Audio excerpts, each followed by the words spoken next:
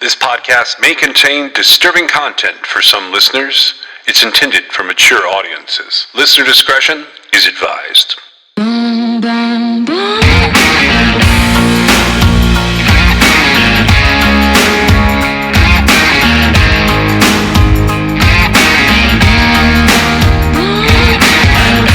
This is True Crime XS.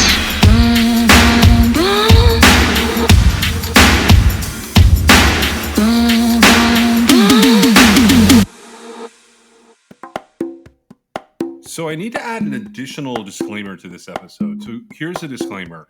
We're releasing a lot of material in 1 week. So it's basically there's like almost 4 hours worth of material that are coming out. In this episode, there are very graphic depictions of some of an autopsy report. So if you think where words are automatically translated into pictures and you have a grasp of medical terms, just consider this a disclaimer for that, because Meg goes into some detail on one of these autopsy reports, and it's going to give you some images really fast that are above and beyond what we normally talk about. Now, same case, if you go and you Google the autopsy report of this person that we're going to be talking about later in this episode, there are very graphic images that will come up first. So I'm putting some links in to the concepts she's talking about later in this episode into the show notes, where you can go and just read the autopsy report and then the two links related to sort of the correlated reports without having to see those images. But I guess the disclaimer is this: sort of Google at your own peril there. If you've got a stomach for it, Google away. If you don't, this is sort of my warning that what we're talking about definitely brings up some very, very graphic images of human corpses in the first search results, whether you want to see them or not. So that's my disclaimer for this particular episode. There's not been a lot of true crime news, but there was a couple of interesting things. I think you said the avalanche of DNA has turned into a blizzard, sort of. Right. So I was completely right. It's going to continue as such, because at first it was really shocking, right? So that's the avalanche part of it. Yeah. And then I think that almost every day, at least every week, there's a new case being solved by DNA, a cold case being solved by DNA. And it's everywhere. So if you've committed a crime, get ready. I don't think 70-year-olds listen to this, but those are the ones that shock. Well, the older people shock me, but then it was more of a, well, everybody's dead. That's what sucks. But it wasn't really addressed to our listeners. It was addressed to the world in general. I'm telling you, we live in a very unique time. And the uniqueness of that time is that people are alive today that in, decades past could have committed crimes without any idea that the technology was just around the corner that was going to identify them. Yeah, so when they were committing the crimes, they had no idea. And so what I'm saying is, it's unique because criminals can't possibly believe that now. Like, they can't possibly believe that they're not going to get caught, because they will. Well, yeah, 50-50 odds are they will. It's getting more likely they'll get caught and get away with it. Between like DNA, single cell analysis on DNA, literally, like, you could sneeze from across the road and they could identify you as having been there.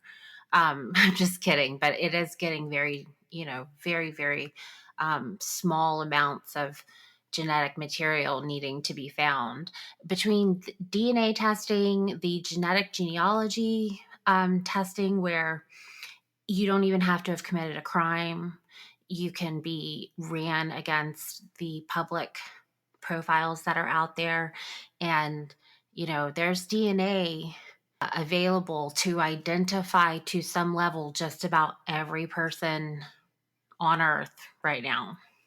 I mean, you've got to get some skill from the genealogist on some of them, because we're talking about, 7 or 8 steps between them. But between that and then, like CCTV and constant coverage with people having phones and security cameras and doorbell cameras and all kinds of other things. I mean, yeah, it's getting harder and harder to be a criminal, which is exactly, we want that, right? Yeah, I think we do want that. I worry that there might be a tipping point in the future where we start to bring in people like the DNA part of it. When it comes to like assaults and murders, most of those crime scenes were probably processed appropriately. But I do think that like there's a strong chance that a lot of people don't know if their stuff was collected correctly, because that goes back to like older investigations. I think. I do think that as time goes by, it it would get harder to defend yourself against false allegations, Right. especially with the DNA evidence, right?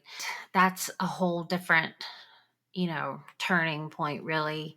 Um, Well, I also worry that they close cases like when the perpetrators are dead and they close a case. I worry about those because that could lead to. So the case that I saw like that made me say this all to you was it popped up on everywhere. The guy's name is Reuben J. Smith.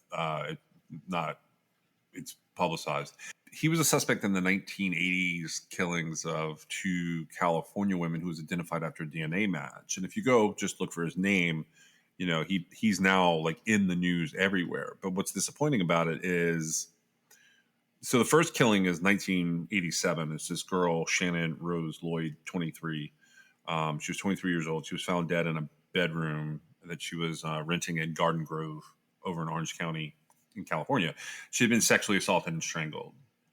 Then there's another crime lab link between her death and a 27-year-old woman named Renee Cuevas, whose body was found near the Marine base in the same area. So these cases were cold until 2021, and then an investigative genetic genealogy team finally identified a possible suspect, who was a guy named Reuben J. Smith. Smith was in Las Vegas in 1998.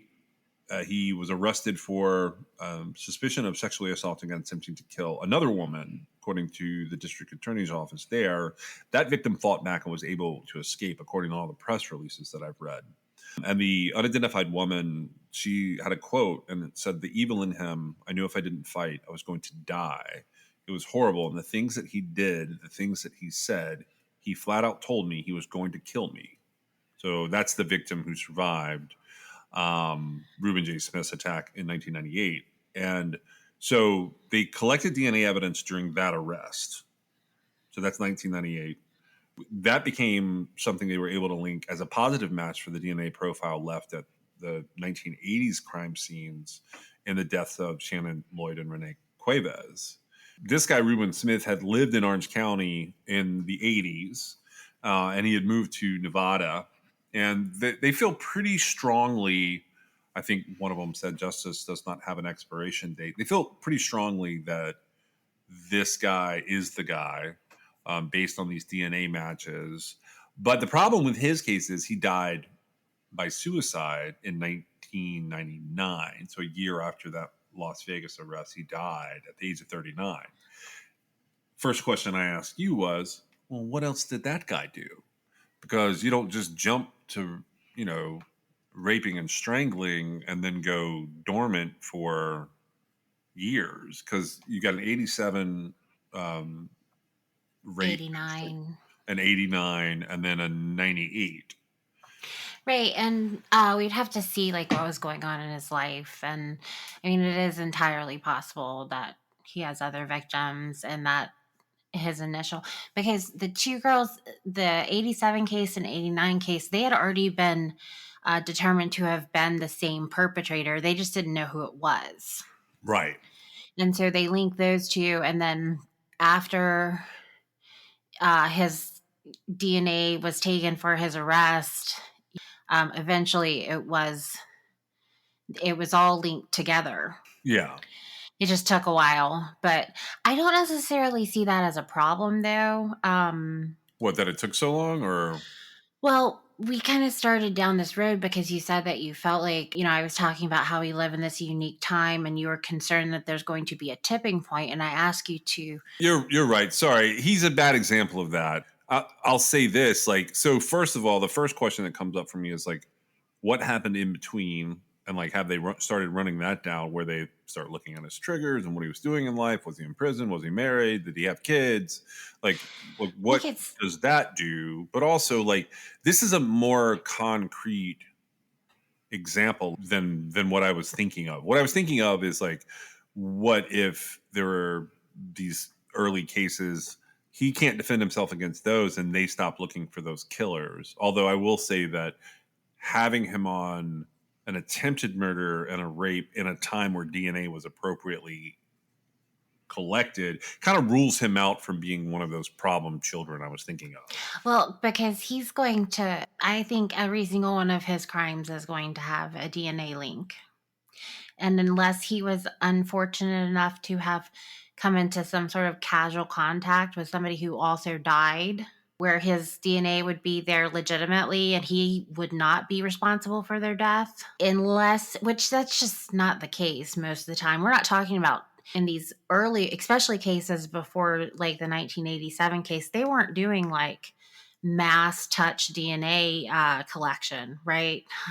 It's got to be something serious. Usually it is bodily fluid on or in the victim, right? Right.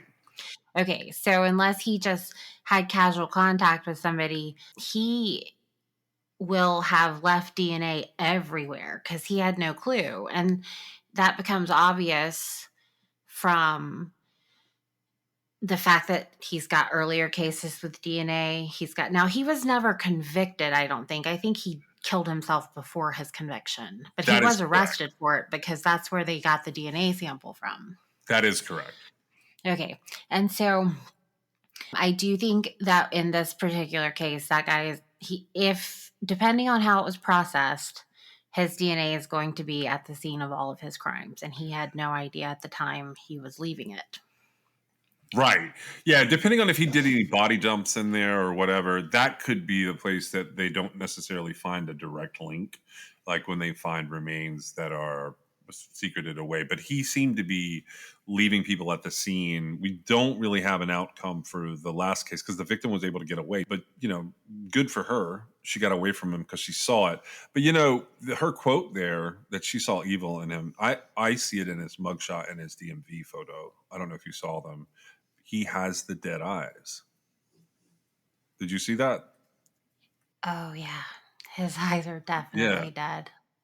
He has that look, and I assume the first photo, I don't know which one was which. I saw the sources for them. The booking photo I saw for him from Nevada, that appears to be when he's 38 years old. He is definitely someone that has and they may not all be murders, but like he has a history of doing terrible things to people, and you can see it in his eyes. I call them the dead eyes because it's like there's just something about the shape of like the pupils and everything when they snap a photo. He just freezes for a second, like he's looking through you. Yeah, that's it's pretty scary. It's pretty, I don't know, it's eerie, something about it, but you're right. That was one of the things that happened. Now, the other thing that happened in DNA was it appears that the Tamam Shud case is coming to an end. This would be the Somerton man. Are you familiar with Somerton man? The Mystery of the Somerton Man. So this is an older case. This is the unsolved case of an unidentified man found dead in December of 1948 on the Somerton Park beach. This is in South Australia. So the case was called Tamam Shud because there was a scrap of paper that was found in the little like watch pocket of the guy's pants, which was torn from uh, the copy of a famous poem. But anyway, so this guy has been speculated over the years to have been a spy or to have been some person running away. And his Wikipedia, if anybody wants to go look it up before they like kind of close it out, I hope they don't change it. It's very interesting all the different things that people have collected over the years that count as sources for the Somerton Man's case. Over the years, several people have thought they knew who he was, and that like literally started out the moment he was found. And there have been a lot of positive identifications. I want to say there were something like 20 positive identifications of this guy. Well, presently, a guy named Derek Abbott has announced that DNA analysis has identified the man as Charles Webb. I think his name was actually Carl Webb, but he went by Charles. And he was an electrical engineer and an instrument maker who was born in Melbourne, Australia in 1905. And this is done through genetic genealogy, just like everything else we've done. They've not declared this case officially solved, but it does appear that he may be finally identified. And I thought that was pretty cool because he's one of those cases over the years. I remember being like, no joke, a senior in high school and reading something in a paper, like I think it was a magazine, could have been a newspaper, but I remember sitting at my desk in my senior English class in 1995 and reading an article about him. So if his case is truly solved, that's like a really big deal. I saw multiple news articles were coming out about him, and I So, wanted to mention him. what was the like you said there's been like 20 positive identifications of him. Like what were they going off of? What you Just have to identifications? Well, the way that this case went down was it caused an inquest. So it was obscure because like his pajamas didn't have a lot of labels in them. He didn't have any identification on them. He only had like a few items of clothing and a suitcase. When I say that like positive identifications have happened over the years, they start like pretty early into his discovery. So the first one I ever read about was that he had been identified as this guy E.C. Johnson. The way that that worked was a witness said they had seen E.C. Johnson, but so this is early December 1948, and I don't know the exact dates on this, unfortunately, because it's not a case I have memorized.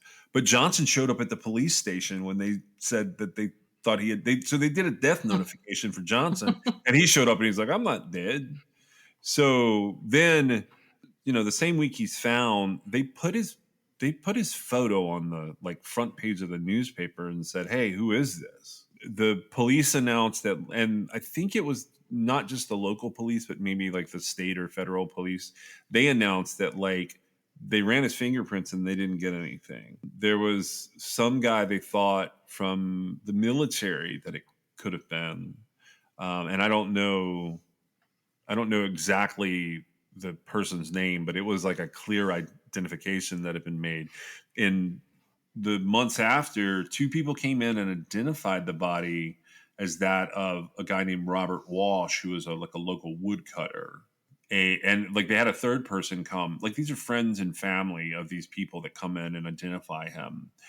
The police didn't say exactly why they thought it was not Robert Walsh, but he was, as a woodcutter, they believed he would have looked a certain way, like his hands would have had certain blisters and stuff, and the body didn't have those. So that's why they said, "Oh, it's not him." But over the years, people would show up and say, "I think this is my friend such and such." all the way up through 2011 or so, when some family member found information like in somebody's Foot Locker or something from the military that they had a missing family member who was gone after November or Thanksgiving of 1948, and they believed this guy was him. Whether or not Abbott is correct on this, he's certainly done a lot of work. And this involved Colleen Fitzpatrick, who I think you're familiar with, because she's one of the people who co-founded DNA Doe Project. She's the one who helped Abbott do the DNA identification. And where they found the DNA they used was there was a strand of hair in a plaster death mask that had been made of the Somerton Man. Just one So hair. yeah, that's what it read like. And again, this just happened. I wanted to share it because I think this also ties like. So I read it and it was very scientific, the little announcement that I read, and I was like, okay, that's too much. And then I was like, oh, I could go pull some stuff up, but you had mentioned a different case you wanted to cover today, so I wanted to do that. And I did not go very far into the Somerton Man. One of the things that I find interesting about the Somerton Man is that's an old case. That's 1948. It's really old. I don't believe I'm familiar with this case, Oh, but okay.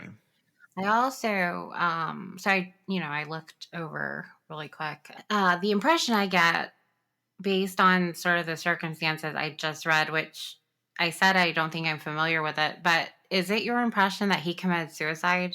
Based on the body discovery, the time and the place, I thought it was an accident, but yeah, Well, he probably did commit suicide. Yes. I was just gonna say, that's probably why I'm not completely familiar. Because I probably looked at it and just based on all of the things, like it seemed like either he or if he was a victim of homicide, whomever did this to him, they went through a great deal of trouble to make sure he wasn't identified, right? Right. Things like cutting out, identifying like clothing tags and things like that. Yeah. And people do strange things. But and so I think that might have been where the disconnect for me was, but we don't have any information, I guess. So if they've identified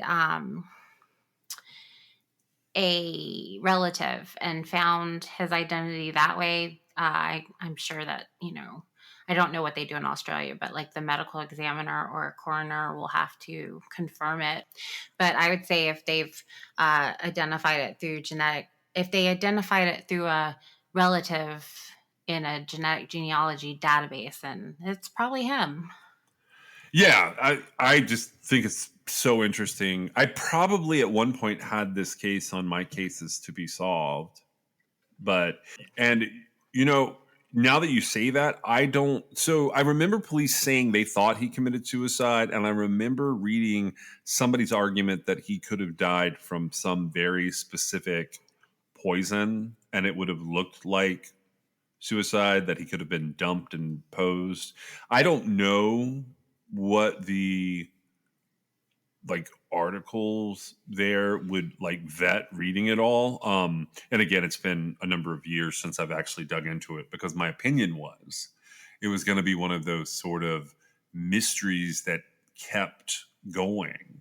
I always wonder there's no way he could have known this in the 40s. There's no way. But I always wonder, like, do people do things like this on purpose? I Because wondered, this falls in the same category of like weird revenge that people get on people. Where like we talked about the fact like would someone ever commit suicide and set it up as a murder for like some obscure revenge? I think that, yeah, I don't know that that's happened, but yeah, it makes me think about it. Some of the things that happen make me think about that in some cases. But in this case, it's my opinion that if he didn't commit suicide, whomever killed him set it up to make it seem like he had committed suicide. So it would be Well, the opposite. yeah, it could be that. Yeah, you're right, to cover up the fact that he had.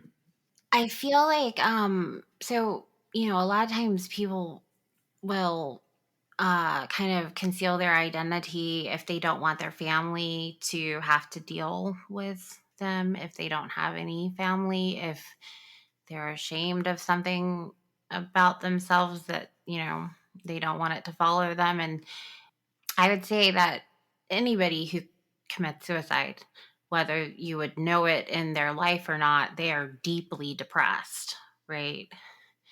Um, some things are more legitimate than others, right?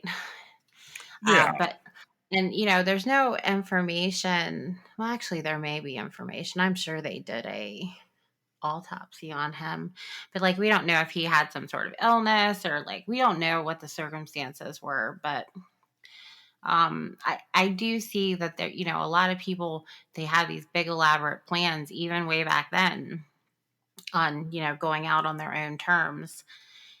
But he had to have realized he had no identification on him.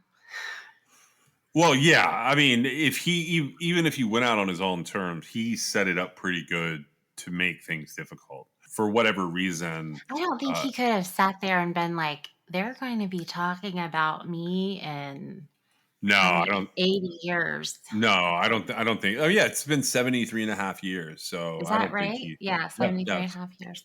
Yeah, 73 and a half years since the discovery of his body. Unless my math is bad, which I'm usually not allowed to do math. So That was like quickly in my head, but it's been a long time. But and I just don't see how he could have foreseen this. yeah, they're definitely not able to go back and interview a lot of witnesses. That's even knowing his name. If this is his name, it's all going to be hindsight that they're looking through. There's I doubt he even has like close family alive any longer.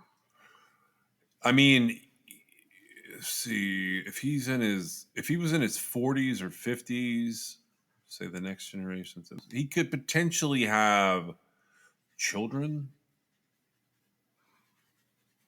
Maybe well, that they makes would be even sadder. but more than likely you're looking at grandchildren, and they're also older.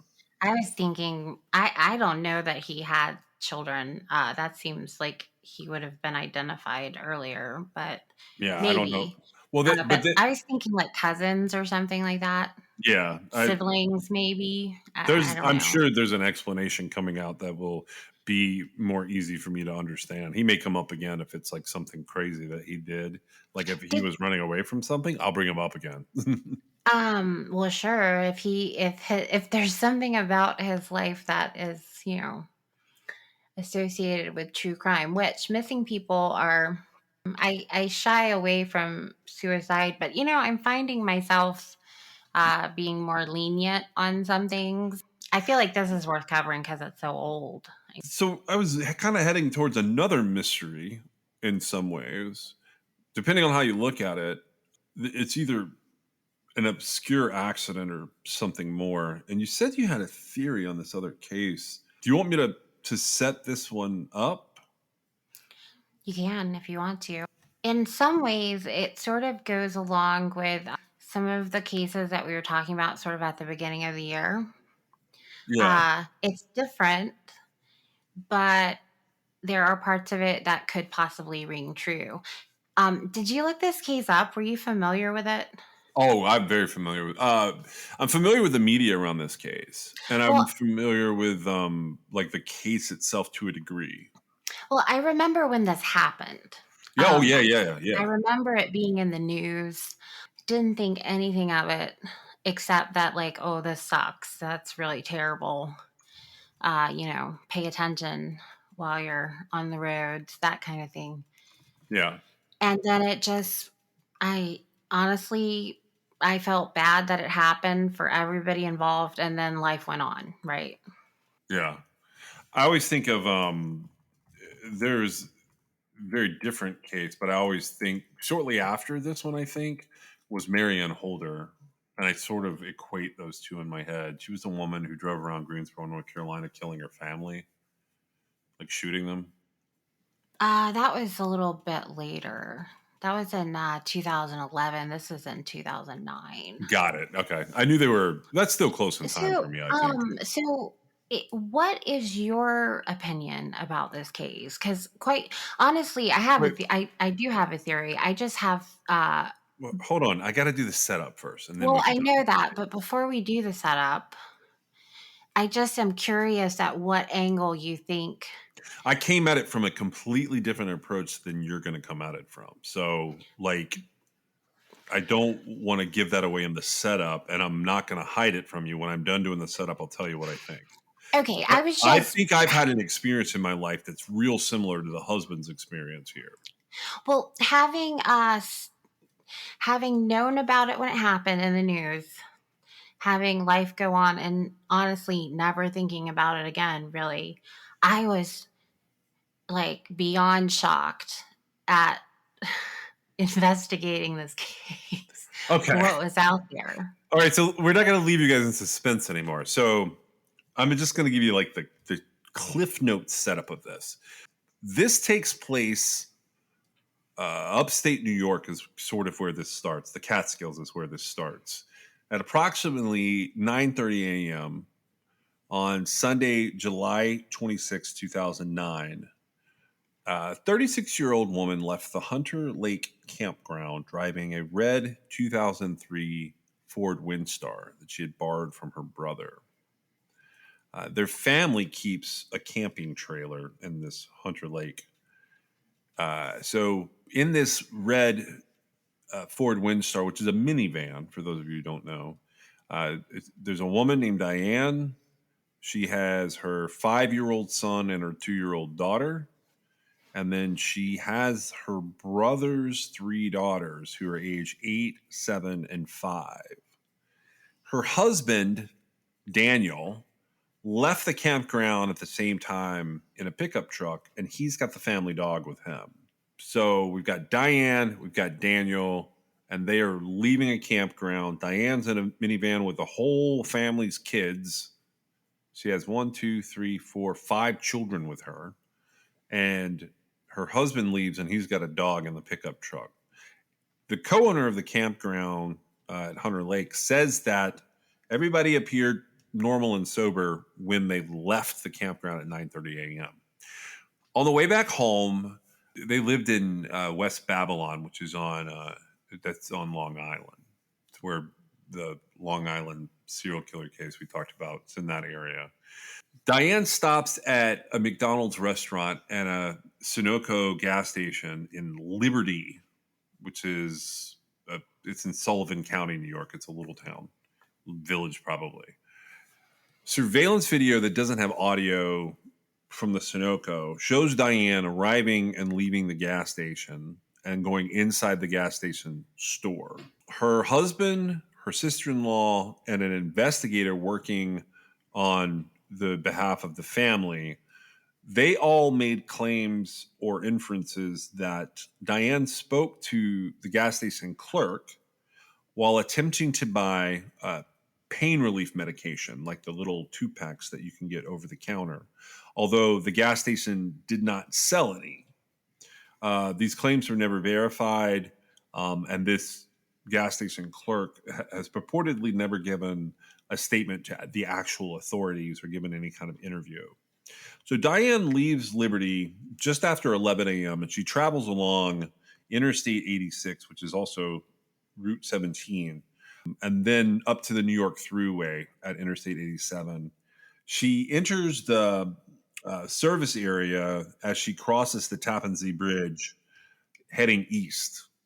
Several witnesses later report that they saw a red minivan driving aggressively on both Interstate 86 and Interstate 87, including aggressively tailgating, flashing headlights, honking the horn, moving in and out of lanes, and straddling the center line. Tailgating, for those of you who don't know, is not drinking at a game before before a football game or something. It's not drinking in the parking lot.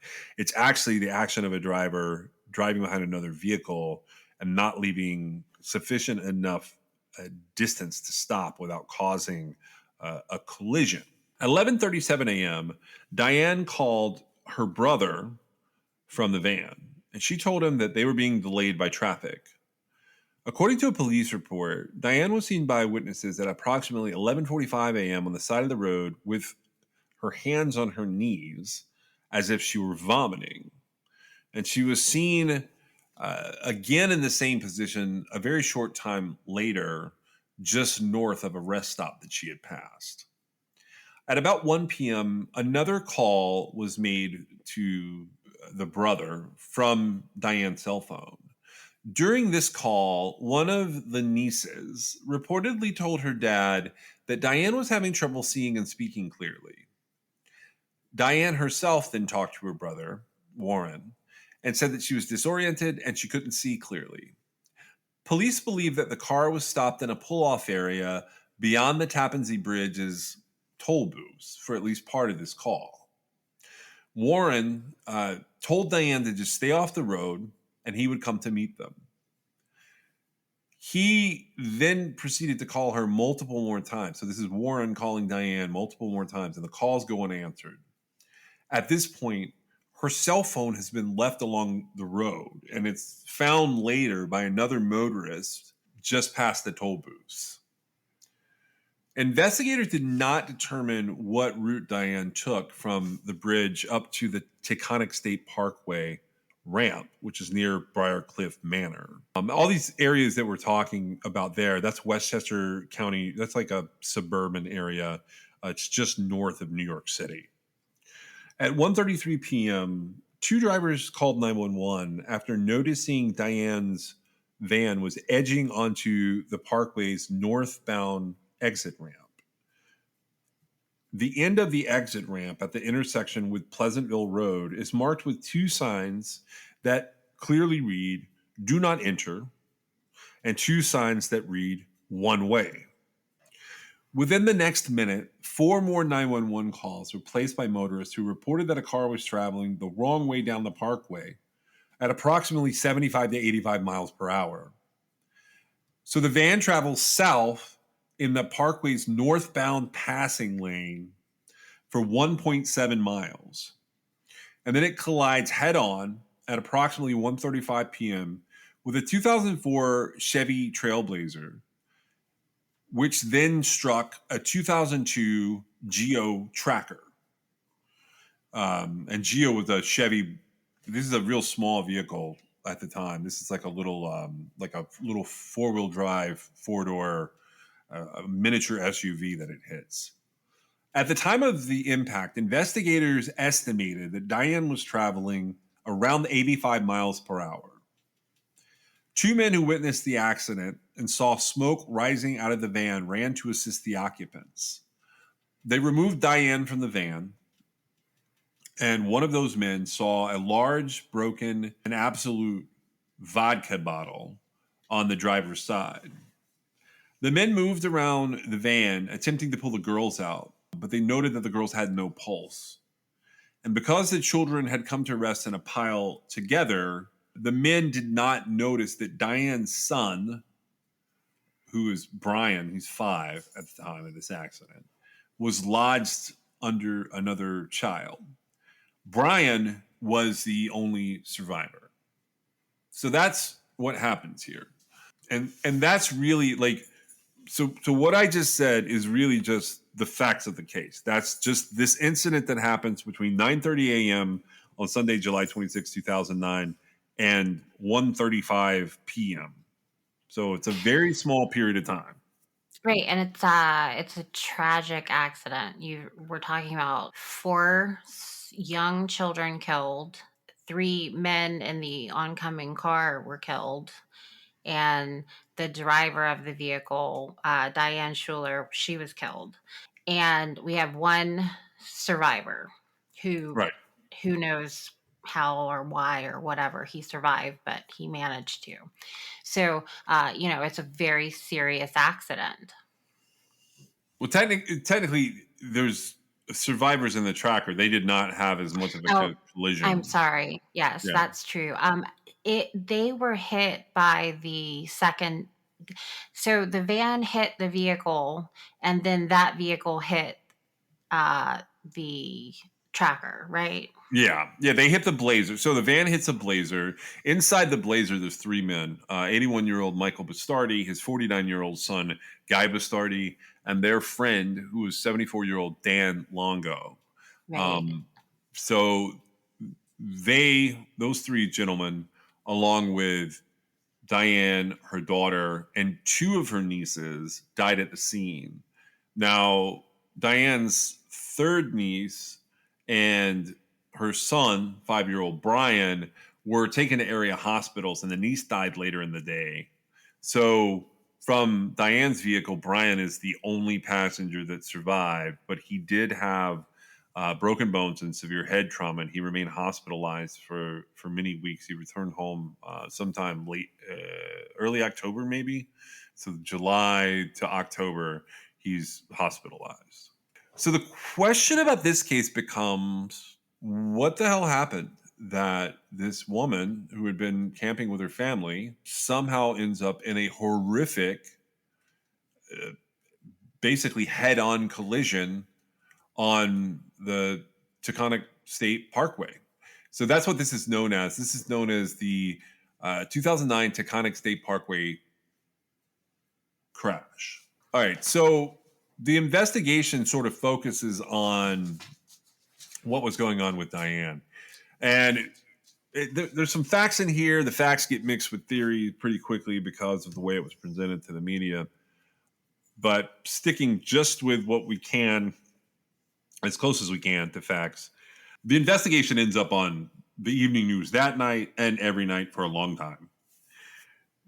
Diane's husband, Daniel, could not believe that Diane was intoxicated at the time of the crash.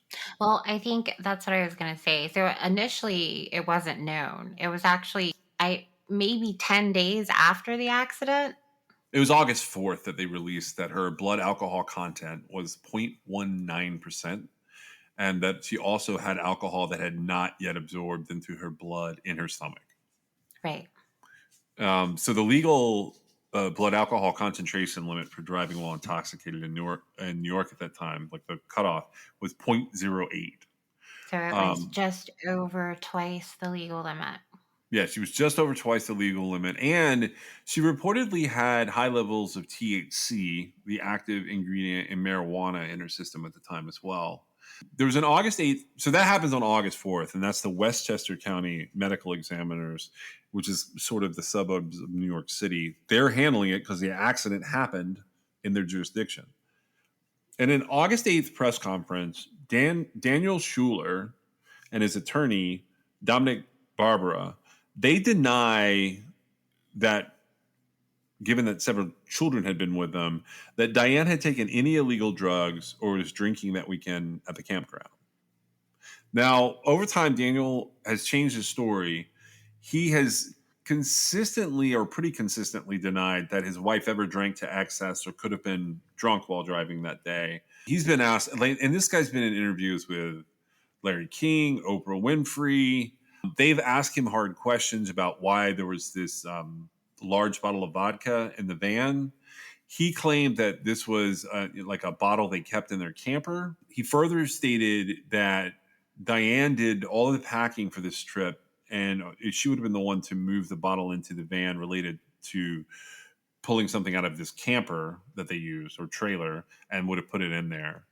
He eventually admits that he and his wife had, in fact, consumed some alcohol during the camping trip, but he denied that Diane had had anything to drink the day preceding the crash. The campground owners, or one of the co-owners, who had gotten to know Diane and Daniel and all the kids well and had seen them off that morning, they stated that Diane appeared to be sober. The gas station employee that is purported, it's reported in some places, but not officially. This is the clerk that Diane asked for pain medication around 11 a.m. said, I knew for a fact she was not drunk when she came into the station. So we're narrowing this timeline down. 9 a.m., there's somebody to say that she's not drunk. 11 a.m., there's someone to say she's not drunk. According to a guy named Tom Ruskin, who is a private investigator that was hired by Dominic Barbara, None of the McDonald's employees had seen anything in Diane's behavior that suggested she was intoxicated. In fact, it was the opposite. She had been observed carrying on extended conversations while she was ordering food and orange juice. Ruskin also told reporters in early September that he had interviewed Diane's relatives, and none of them had ever seen her intoxicated by alcohol. And he pointed to the autopsy results that showed an absence of any of the organ damage that could be found in chronic alcoholics. Although that doesn't necessarily rule it out. It just means that she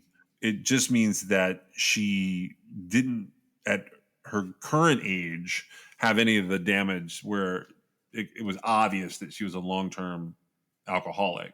And Diane's relatives have come out and they have said that she did not drink heavily or irresponsibly. I want to make sure I'm evaluating this correctly. We're talking about a period of time from, 8:30, 9:30 in the morning till the crash happens at 1:35. Various random accounts and observations that she's not drunk, right? Right. Okay. And so we end up with a very small period of time where she could have gotten her blood alcohol up to the level that it was, right? Right. Okay. Yeah, so that's where we're at. And her family is basically saying she did not drink heavily or irresponsibly. The husband, he denied that his wife took illegal drugs, but he told investigators that his wife did smoke marijuana occasionally. Specifically, some of her family has come out, and I've seen this I've heard this and I've seen it in writing, that she was using it to sleep. I know someone who uses marijuana to sleep that way, but I also know people who say that and probably use a little more than that. Daniel was an officer with the Nassau County Police Department, but he was a civilian officer, so he did not have to report her drug use, because that's one of the things about being a sworn officer is you're supposed to report if your spouse or family members are doing drugs around you. In November, it was reported that Diane's sister-in-law had It's Daniel's brother's wife. Oh, okay, so Warren's wife, is that right? No. No. Okay, I'm just going to say Diane's sister-in-law because I don't know her name right this second. Her name is, they call her Jay. I think it's Joanne, but they call her Jay. Her name's Jay Schuler. Okay, so Diane's sister-in-law, who is the wife of Daniel's brother, made a statement to the police that Diane, in fact, smoked marijuana on a regular basis. So Dominic, Barbara, and Daniel, they get together and they start to present different theories about this. One of the things they present is that they believe there was some sudden medical emergency. According to Dominic, Barbara, Diane was obese for much of her life. She suffered from diabetes. Different sources that I couldn't even find going to look on Wikipedia, but I've heard it talked about. They cited that Diane appeared to have had gestational diabetes, which is, go ahead. Is this been disputed? No, it hasn't been disputed, but it's not being diabetic in the traditional sense of having type 1 or type 2 diabetes. Yeah, it's related to pregnancy. So it's not an ongoing chronic condition. It's related to the times during and after a pregnancy. Right. And so her daughter was 2. So I doubt that gestational diabetes would have had any sort of effect on her at that point in time. But I don't know. I'm not a doctor. Yeah, this is beyond my expertise. But I've seen, so they threw a lot of stuff at the wall, these lawyers and investigators for the family. So these people are working on behalf of Daniel and his family because this is a mess. Legally, civilly, there's a lot to clean up here. The lawyer mentions that she had some kind of abscess in her mouth and had some kind of problem with one of her legs. And he throws everything he can at the wall. And he basically says it could have been an embolism, a stroke, an aneurysm, a heart attack. But the results of an autopsy on the day following the accident, this is the autopsy that was conducted by the Westchester County Medical Examiner, found that she had not suffered any of those type medical emergencies.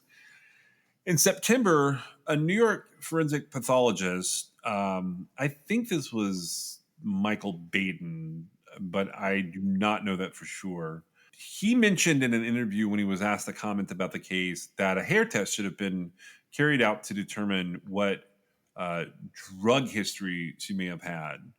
Daniel and the lawyer then announced plans to exhume Diane's body in order to perform the hair test and to do other exams, which all sorts of experts came out of the woodwork because this was a talking head case where everybody was sort of commenting on it for days on the, not the internet. This was, well, partly on the internet. This was largely on television that I saw this sort of unfold.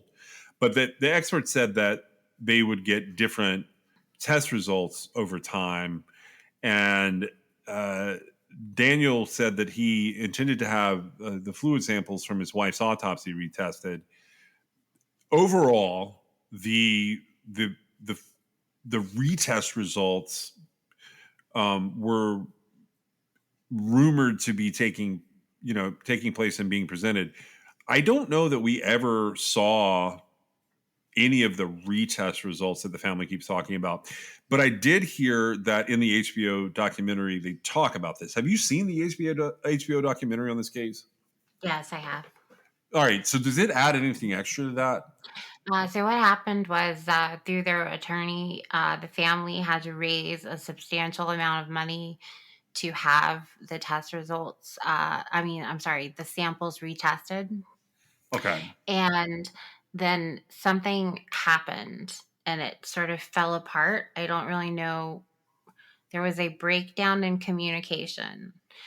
So as this documentarian or the production company that did this documentary comes into play, they say, okay, well, we're willing to fund some of this testing as part of our documentary, right? And when they went to get the samples from, I guess, the county lab or whoever had them, the state lab maybe, they were informed that the investigator that the family's attorney had initially hired had already gotten those samples tested. Okay. And there was a breakdown in relaying the information. And it is my opinion, based on what I know about this case and watching the documentary sort of unfold, it's my opinion that there was no difference found between like the first round of testing and the second round of testing. Yeah, I haven't seen that or confirmed it, but my assumption was going to be when they didn't make a big to-do out of it being different, it's because they got the same information twice. Right. And to my knowledge, they did not exhume her body. To my knowledge, it died off pretty quick. The evidence in the case shows without question that she was 0.19 ethanol in her blood, right? The blood alcohol concentration. And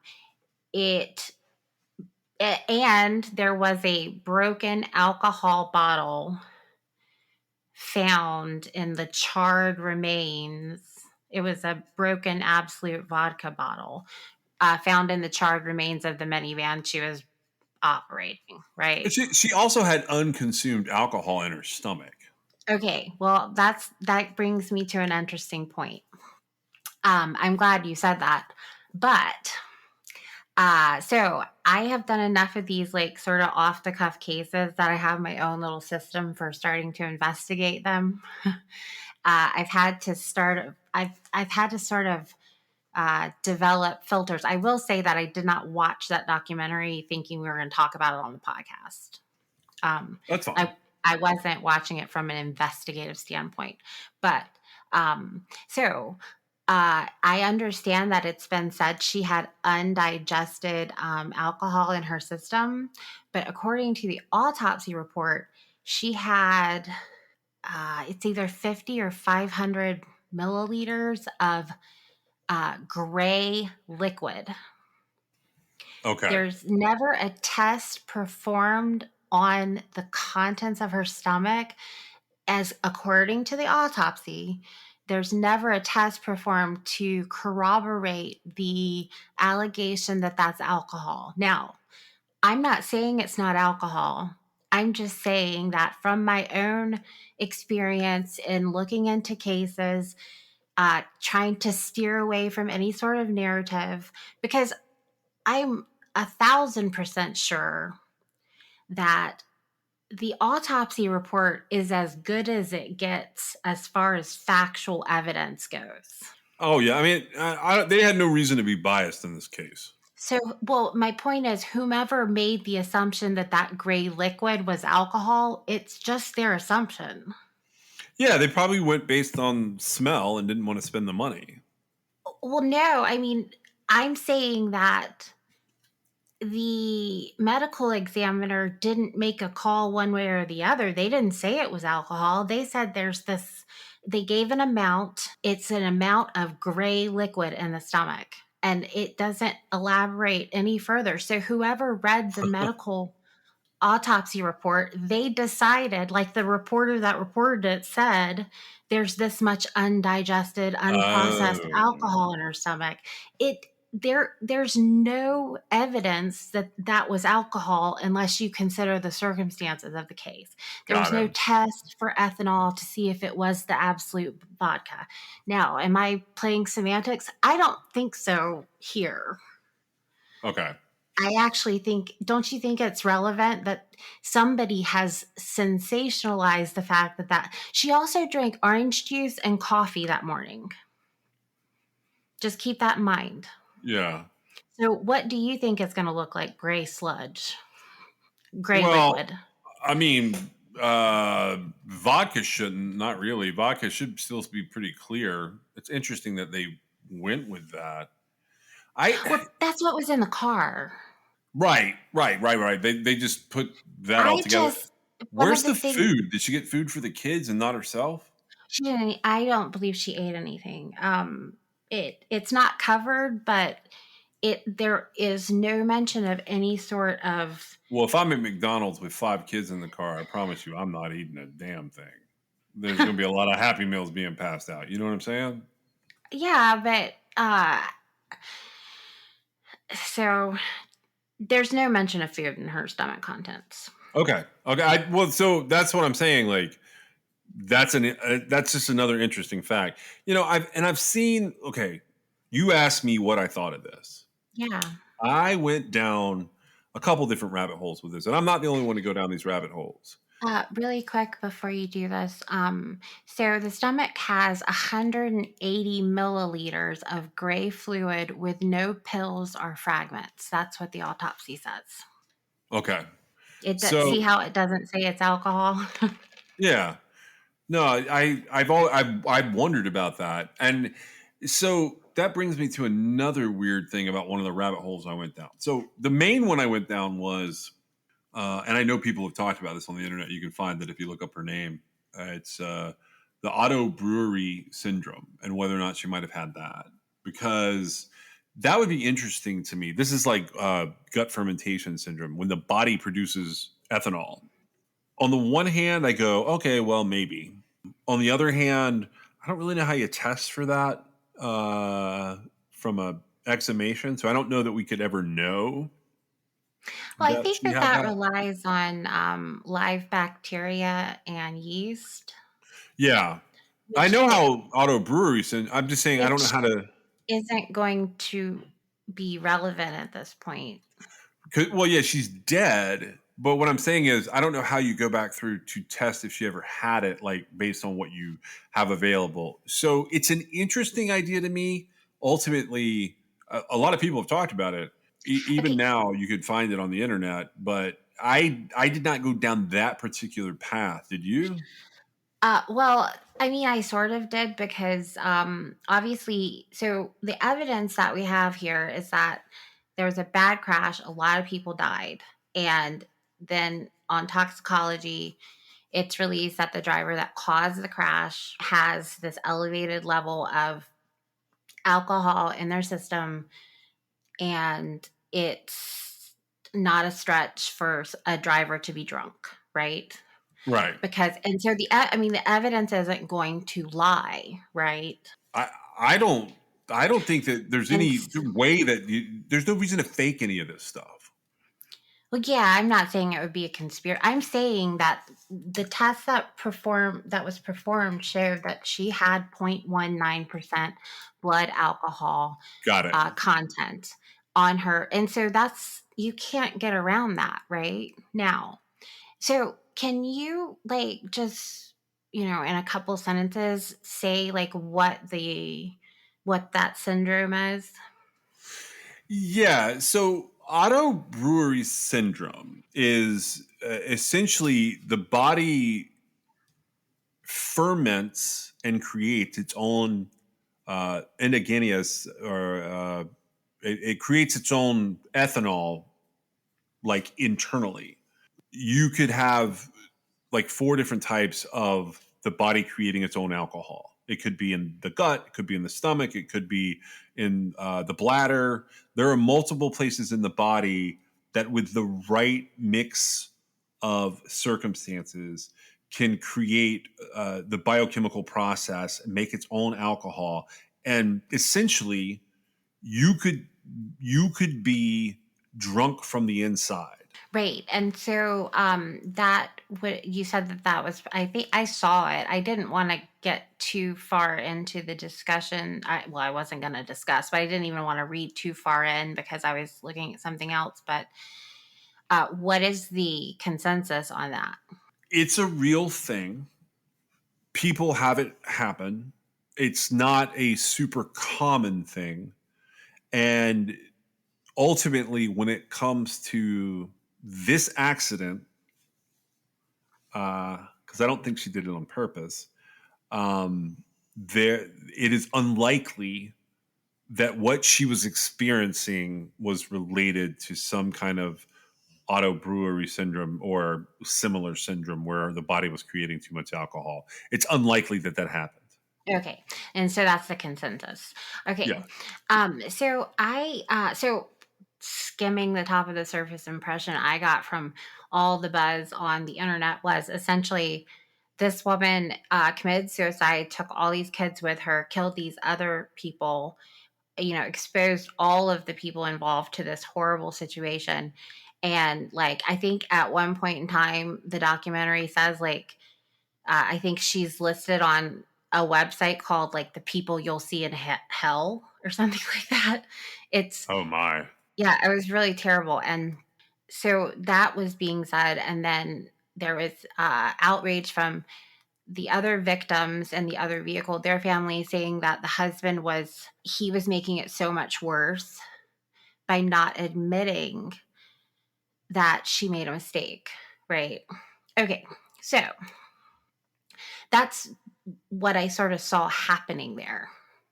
And I'm sort of looking at it and I decided I didn't really want to get, because this has just been like, yesterday we decided we were going to talk about it, right?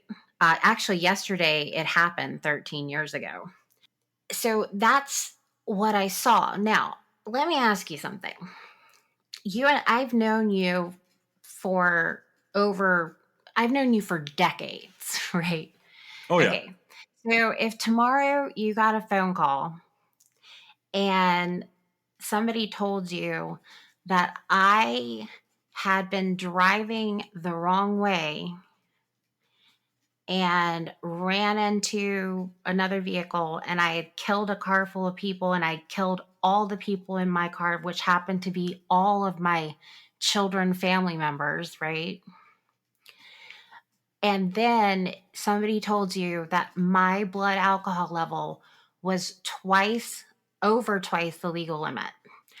What would you say?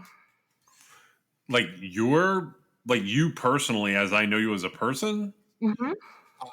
the blood alcohol part would shock me. Right. Well, and so I tossed this theory around, right? Because of sort of the way it went down. And I asked everybody that I asked said that there was something wrong. Like that could not possibly happen. I don't drink ever. And The fact of the matter is, I certainly don't drive and drink, right? Okay. Right. So my point is that resonated with me a little bit, right? The other part of it is, so this happened so long ago. I didn't look for like recent news, but I sort of got the impression that the husband really did sort of give up. And because I know the family of the other vehicle that Diane Schuler hit, I know they had said, like, you need to like stop making it worse, right?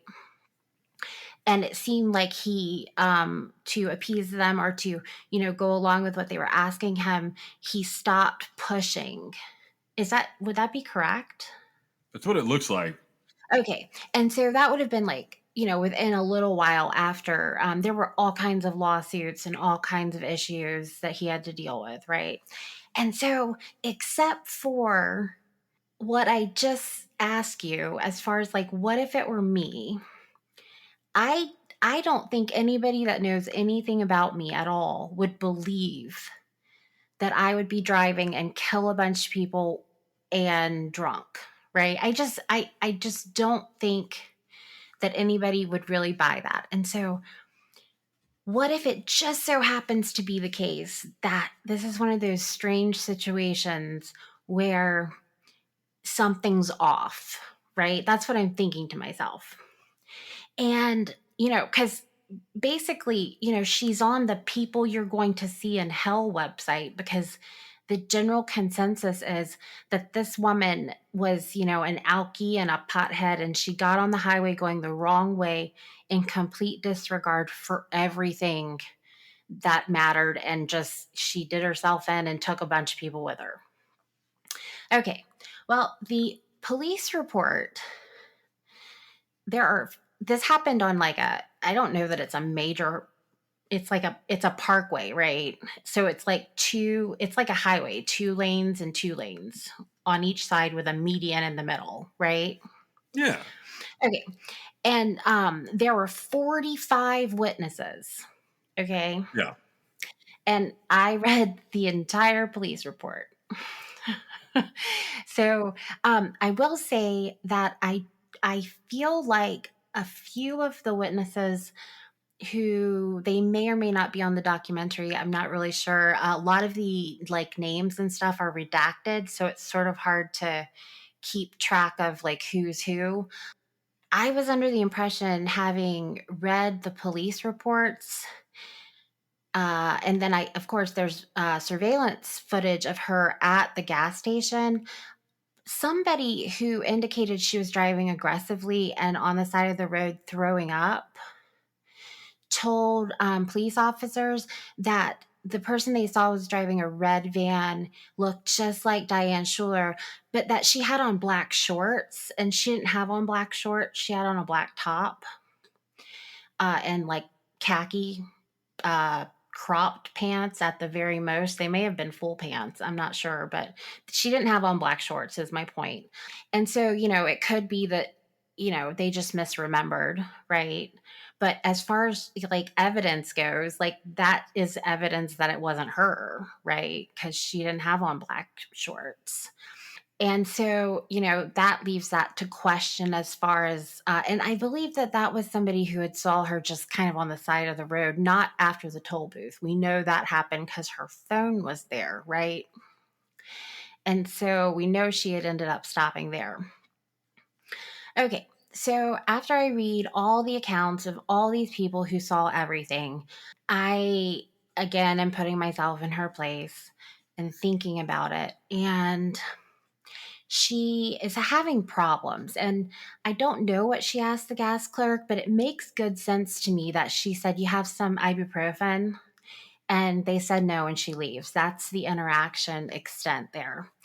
And it's on video, you can see it. That indicates she had a problem, right? I've got a Yeah. headache or something. Her oldest niece, who was 8 years old, told her father that something's wrong with Aunt Diane. She can't see and she's slurring her words, right? Yeah. Okay.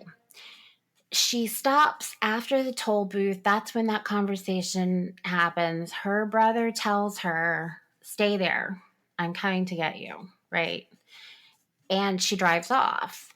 And then we have like account after account, some of it in 911 calls, some of it on the police report and interviews. And according to the police report, all of the people that were interviewed and listed as one of the 45 witnesses, I think all 45 of them also gave depositions, so official statements, right?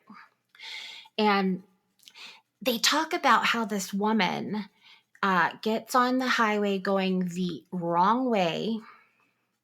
She was driving pin straight, like not weaving, not anything. Like she was driving perfectly straight with her hands at 10 and 2 o'clock on the wheel, and she looked like she was concentrating really hard.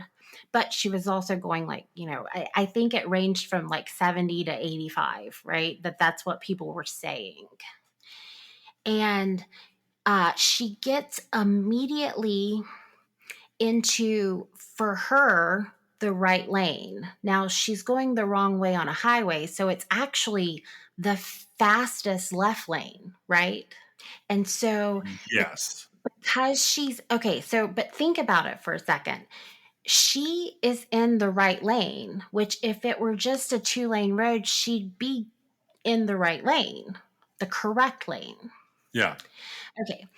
And so she is concentrating really hard, and she's driving, and she's got people there's accounts of like the 3 or 4 or 5 cars that have to swerve to not hit her before she hits the car that she hit. And everybody talks about how she was like, just, well, actually, they don't really talk about anything except how straight she was going and how she had not, like, she wasn't paying attention to. It should be alarming to someone driving the wrong way on the highway, right? I'm She's just on a saying. mission. You just have no idea what's going on. Yeah, it should be alarming. Okay. And so everybody's like, well, she had all that alcohol in her system, and she was killing herself, right? Except, does that sound like to you somebody that's sloppy drunk killing themselves? No, it doesn't. And Okay. And so we have this 180 milliliters of gray sludge in her stomach. She has a 0.19, according to the toxicologist. That's the equivalent of 10 drinks, and based on her height and weight. And it was something like, I'm not sure how they measure it, but it would be between 10 and 15 ounces of alcohol. yeah, it's a lot of alcohol. Right. And and she's got to have had it consumed pretty quickly. She basically has to be using that OJ from McDonald's to suck down screwdrivers. Like She nonstop. she has to be consuming it between the time she stops at McDonald's and before she has the accident. So you're talking an hour. She's got to have 10 drinks over the course of an hour. Okay. And so hour and a half. The reason why I'm not on the, like, she was a drunk who killed herself and all these kids is because that part of all these people's accounts and the 911 calls and like everything that's happening, it didn't make sense to me. And then I was like, this made like national headlines, and I remember hearing about the story on the news. That's how big of a deal this was, right? This type of thing, I mean, people do get on the highway going the wrong direction and stuff like that. It happens. But this was like so bizarre to me. Wouldn't you agree? Yeah, it was bizarre. I mean, so I remember hearing that they were talking about she'd been using something for pain in her mouth. I want to say it was Ambisol. I even Right. considered, like, I looked up like to see if she could have had anything else in her system. Somebody said that she had Ambien. I don't know that that's confirmed anywhere. She did, but it wasn't in her system. She had Right, a right. prescription for it. She also had an abscessed tooth that was really Yeah, bad. yeah. That's what they were talking about. The Ambisol was for the abscess tooth. And Um, so I actually I went two ways here. Do you want to okay. know both Oh yeah, ways? yeah. I'm totally curious. Okay. So the first way was sort of like the auto brewery syndrome, where somehow her body created alcohol. I don't know exactly how that would happen, and I don't know exactly um, how it would be seen and interpreted post mortem, right? Because that's sort of where we land with this, unfortunately. But it would go something like the family.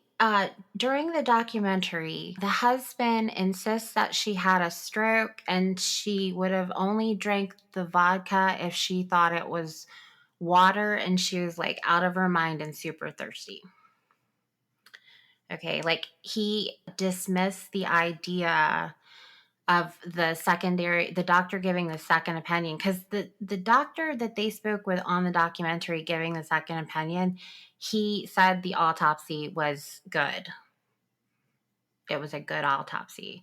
And so the doctor said, if you what could have caused this accident? And he said, well, if she did have an abscess, then she could have been in a lot of pain and drank the alcohol to numb the pain. The husband says, no, she wouldn't have done that.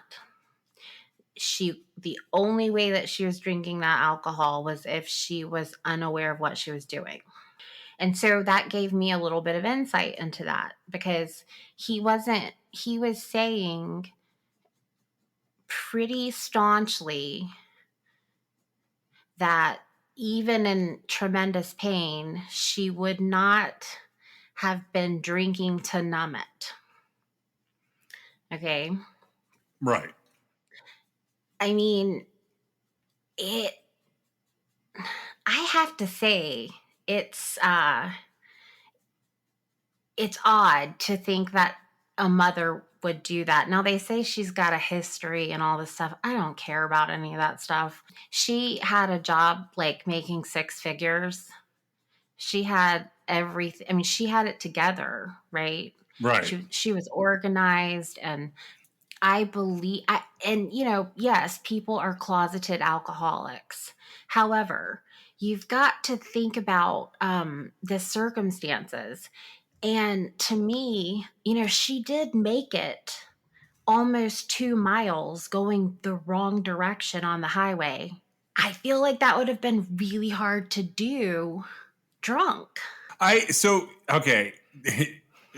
I don't know how she got that much alcohol that quickly that she ended up with a 0.19. And I wondered if we're not looking at like multiple things. Did you have a different way you wanted to go with this? Because I have two sort of thoughts on it, and then you can comment on my stuff. I don't have a lot more than that. Yeah, go ahead. She went in to ask for headache medicine. She wasn't likely drunk at that point unless she was just consuming the whole time. And I listened to the husband say that. I've heard him say that too somewhere else. I thought, and this doesn't make a lot of sense, I thought, what if she had a migraine? And she thought taking some of the alcohol would numb it, but then it made it worse. So she kept sucking down the alcohol. You got 5 kids in the car and you're trying to pour vodka into a McDonald's OJ cup. I'm not saying that's what she did, but I'm saying, picturing that, you could over pour your alcohol. Sure. Yeah, but by 10 ounces or 15 ounces, that's a lot. I would have to see the size of the McDonald's cup she had, but like those are like, some of those cups are 32, 42 ounces. You may not realize how much you put in there. You suck it down thinking you're killing the headache that is coming on, and you can feel it. That's why you look so focused behind the wheel. And then you simply make a mistake. And you are drunk. Don't get me wrong. You're drunk, but you weren't intending to be drunk. You were just trying to stave off the migraine. I say the migraine because God knows I would go into a gas station and ask for migraine medication if I had that many kids in my car and I needed headache medication. If I had that many kids in my car, because even if Okay, they're all asleep, it's terrifying. so when you have, well, that to me that leans the other way. Like that's why exactly why you wouldn't drink, right? Because you would want to be on it. Now, you are, and then I also have to like sort of default back to why didn't she wait on her brother, right? That I don't know. Okay, so, so um it stands to reason, like that's weird, right? Because even at that point, if you know you can't drive and it doesn't matter what you've done, I mean, he's coming. He actually went and picked up their father, and he was on his way there, right? But she didn't wait on him. So, what are you thinking at that point? Because that's odd. I would say. I thought this has something to do with her abscess tooth, something along the lines of the auto brewery situation. Not necessarily that, but like some sort of bacteria producing, like, a yeast thrush in the mouth that's causing this like spike in the ethanol in her system. And I'm going, well, but I got to explain all this behavior because basically up to that point, it's it's been stated with evidence that this was what her blood alcohol level was, and I feel like the accumulation of that much alcohol would have come post-mortem if it were indeed from her tooth abscess. I don't know. That's a lot. I wanted to read something really quick because I had to read it, and so everybody should have to listen to it. Okay. Cause of death. This is from her autopsy report, and it's just a little excerpt from it. The anatomical findings included blunt force injury to the head with a large scalp avulsion at the right. I'm sorry, and a right frontal ear laceration. She had abrasions on her forehead, chin, and under chin abrasions and lacerations. She had facial bone fractures with teeth avulsion in the lower jaw. She had an atlanto-occipital dislocation with spinal cord transection, thoracic spine fracture with dislocation and spinal cord transection. She had rib fractures, serial bilateral, right front lateral, left posterior, aorta, thoracic descending transverse laceration, lungs lacerations and contusions, lacerated spleen and liver, and pelvic fractures on both sides. She had the left upper limb and leg fractures. So both her left leg and arm were fractured. Her skin was lacerated. So she had fractures and lacerations on her left arm and leg. She had thermal changes on her left thigh muscle and right lateral knee and right shin, which means she was burnt. Yeah, burned from the accident from the engine. And then her lungs, she had dried mucus forming with circular membranes, and she did have small colloid cysts on her thyroid, which I found that to be pretty much irrelevant. But the cause of death was blunt force injuries of the body with multiple skeletal fractures, lacerations, and contusions of internal organs. Driver involved in vehicle collision, and it goes to detail that. Um, so I think that gave you a pretty good idea of what her injuries were, maybe. Did it or no? Yeah. I visually I can imagine what happened to her. Yes. Okay, so now I want to read this because this is, and unfortunately, I took a screenshot of it, and so I'll have to find the source of it. But On the morning of April 19th, 1989, the USS Iowa was undergoing a gunnery exercise, and at 9:55 a.m., an explosion occurred in the number 2 turret, killing 47 of the crew. Autopsies were begun within 48 hours after death. Of the 47 victims, 49%, or 23 of them, had a positive blood alcohol level of up to 0.19. High blood alcohol levels may develop during putrefaction, and levels up to 0.2% do not necessarily indicate that alcohol was imbibed before death. Analysis of other tissues for alcohol and good postmortem alcohol interpretation found that the blood alcohol contents were all due to putrefaction, and therefore alcohol intoxication could be ruled out as the cause of the tragedy. Explosions and crushing deaths can liberate the microorganisms in the gut and spread them more widely and rapidly than non traumatic deaths, resulting in a greater and earlier risk of falsely elevated blood alcohol contents. So it's talking about the, I guess, the post mortem alcohol diffusion, sort of.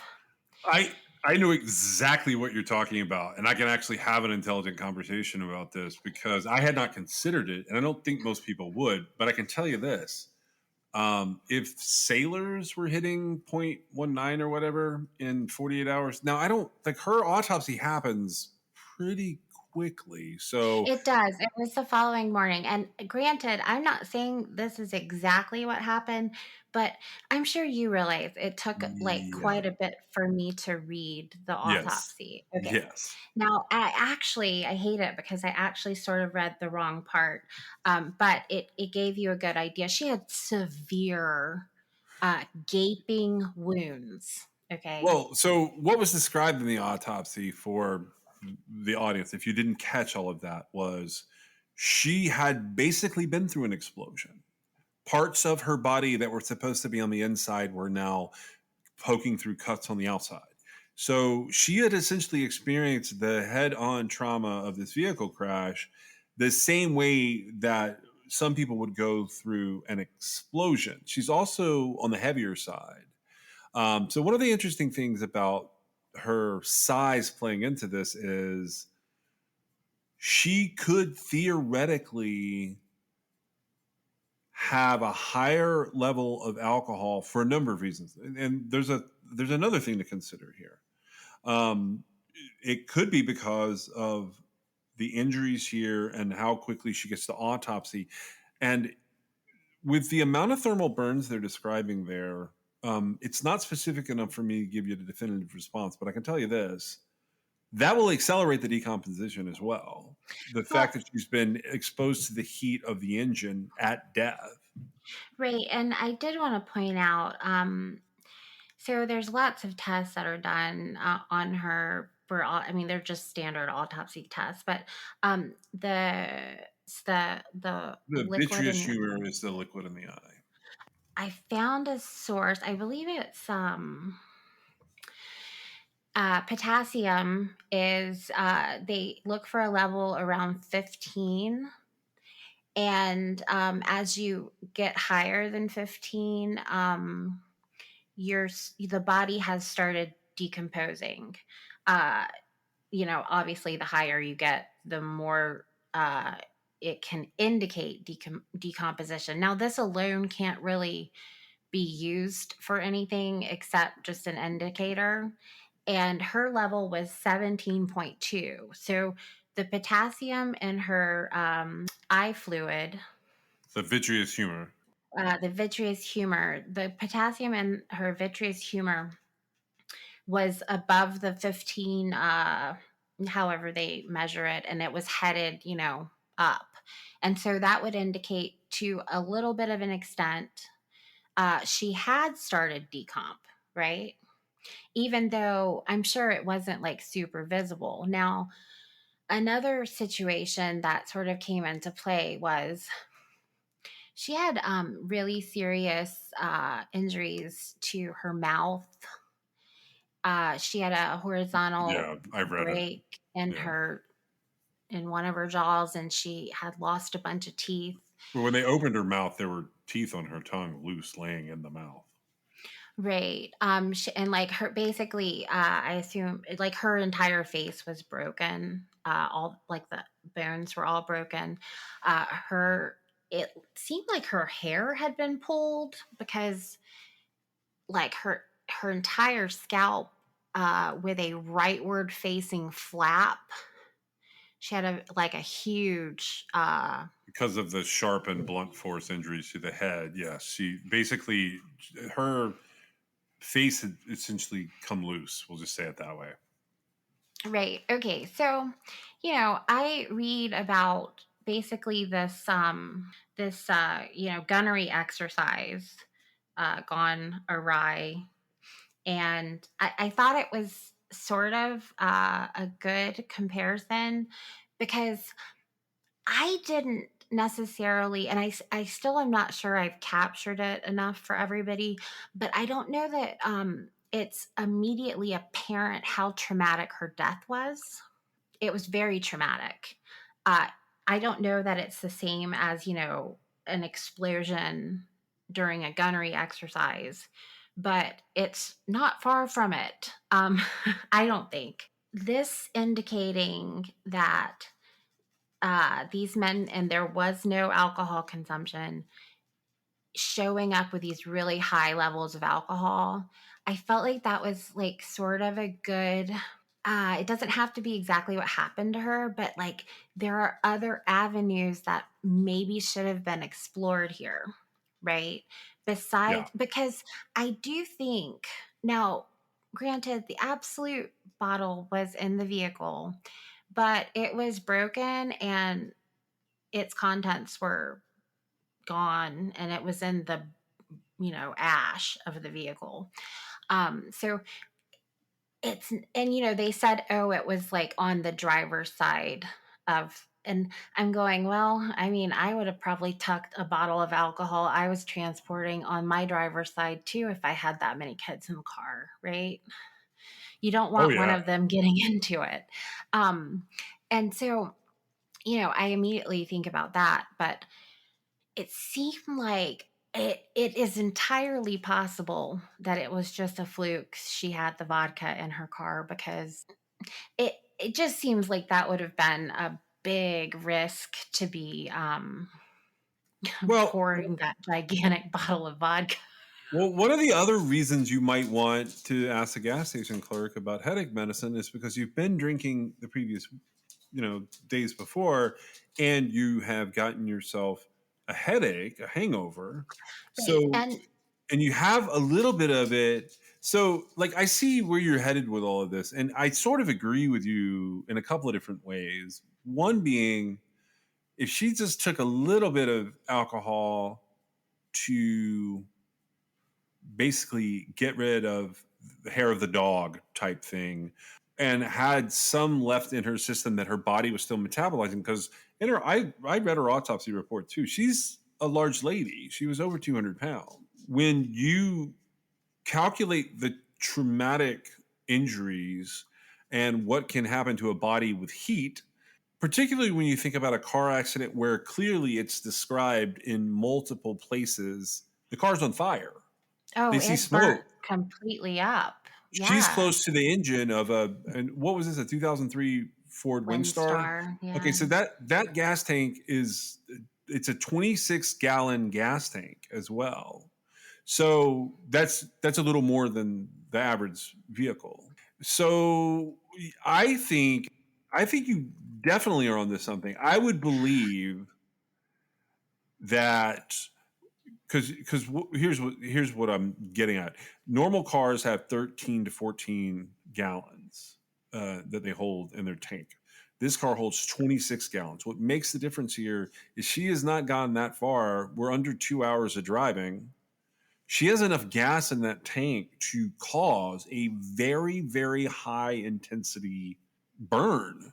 And essentially, if she's got alcohol in her system, had a little something to drink today, and then is exposed to high heat and high, like it would be what you were reading earlier, it would be like pressure concussion. Because there definitely would have been like, to make all these injuries, that's a heavy amount of pounds per square inch hitting her body.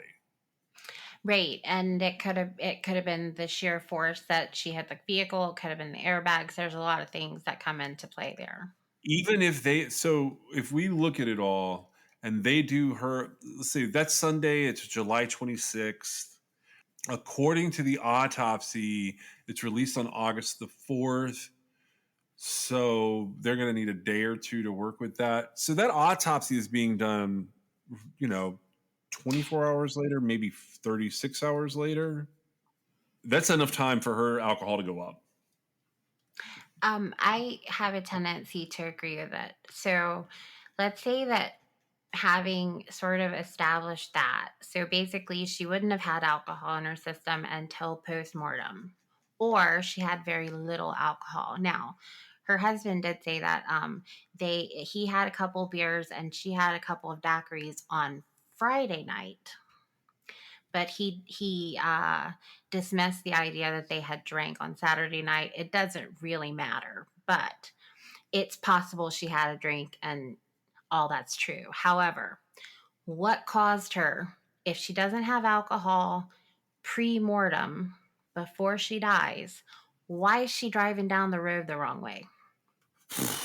See, like, this case would be really easy for me to write off having known people like that. I look at, like, even in the surveillance video, which I pulled up before we talked about this, I looked at her and she reminds me of someone that was in my life that, like, she would have like weight fluctuations. And that's how I knew she was drinking. This was not a person that was my like significant other.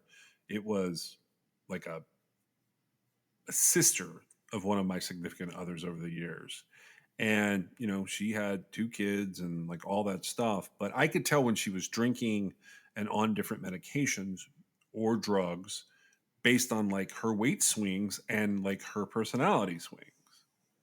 So when Diane Schuler walked through that gas station, I like almost know that person. Like I remember them. And her husband didn't have a clue. He did not know like how much drinking was going on, and she So, she never had a Diane Schuler type incident because she eventually got treatment for depression and was more okay with things. But you could tell when somebody was drinking, when somebody was using those drugs. I have no idea how Diane Schuler was driving the wrong side of the road, though. okay. And so, but so that basically would take us back to like, we don't need to talk about this. She was just drunk, right? I mean, basically, what you're saying as far as that goes. It could. What if it's a combination of the two things? I mean, Well, and I what? feel like it's this massive blood alcohol level that really kind of nailed it for her as far as like, being somebody that you're going to see in hell according to that website, right? Right. Okay. Now, so I start looking. I know this is going on and on forever, but I wasn't sure how I was going to get all the way around to it. But I this is out there. I will give you that. But it is interesting. I was reading the police report. I finally get through the 45 witnesses, and the husband sits down and talks with the investigator, and he mentions that they had their drinks on Friday night, and on Saturday they hadn't had anything to drink because they took the kids to the water park. Oh. Now, Holy shit. now, I just realized where you're headed with this. okay, now I happen to have, and you do too, a personal experience with this. Otherwise, I wouldn't have made the connection. Okay. Um, in fresh water sources that are not chemically treated to be clean, there is a that is in the news referred to as a brain eating amoeba. It's Naegleria fowleri. Right. Um, and I actually knew someone through someone else that contracted this, and the it basically it's through the nasal passage that you get it, and it immediately it goes up through the olfactory nerve and into the brain, and it causes really strange symptoms. Yes, it does. I want to tell Headache, you, fever, nausea, confusion, lack of attention to people and surroundings, huh? hallucinations, loss of balance, stiff neck. I know a lot about brain eating amoeba. Okay, so what was that one that you said about the loss of attention? Lack of attention to people and surroundings, confusion, stiff neck, headache, Okay, fever, that's nausea, the main vomiting. one was the lack of attention. Okay. Yeah. Okay. So, um, with these brain eating amoebas, they go in through your nose. You can't get it by just drinking the water. And it's my opinion that it's got to get shoved up your nose. Maybe like what would happen when you've got five splashing children around you. She had a 2-year-old. She was in the water with them. Like a 2-year-old can't do the water stuff by themselves. I mean, it's possible that her cousin assisted. Okay, now here's the issue. She could have immediately started having symptoms of this. This amoeba literally eats your brain, and it starts in the frontal lobe, Yep. and you start losing all function basically. You can't remember where you're at. You have like you're spacey, and you would do things like not really know what to do and leave when your brother has told you to wait there for him. Now, it didn't show up in the autopsy, but I found out you have to specifically look for it. And there's only a couple places, at least in the United States, that can do this test, right, to see if it's present. And I don't know what the numbers are, but it's a very high percentage of the cases are not discovered until the person has died. Now, we have this strange situation here where she was driving her vehicle coming back from vacation, and we know that she at least wanted some sort of painkiller. So the headache medicine. Yeah. And that's how the person that I know, it started as a headache sinus infection that wouldn't go away, right? Yeah. Within um, hours, it moved to confusion. and the person died from it. They died a couple of days later because it got to the point that there was like convulsions and seizures.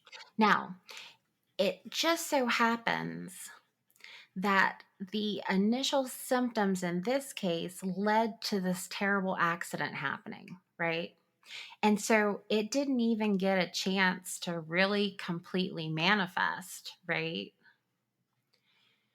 It didn't have the opportunity to do as much damage as it would have if somebody else had been driving and she had just had it play out like it does. Because just about, I think there's like 4 people who have survived this.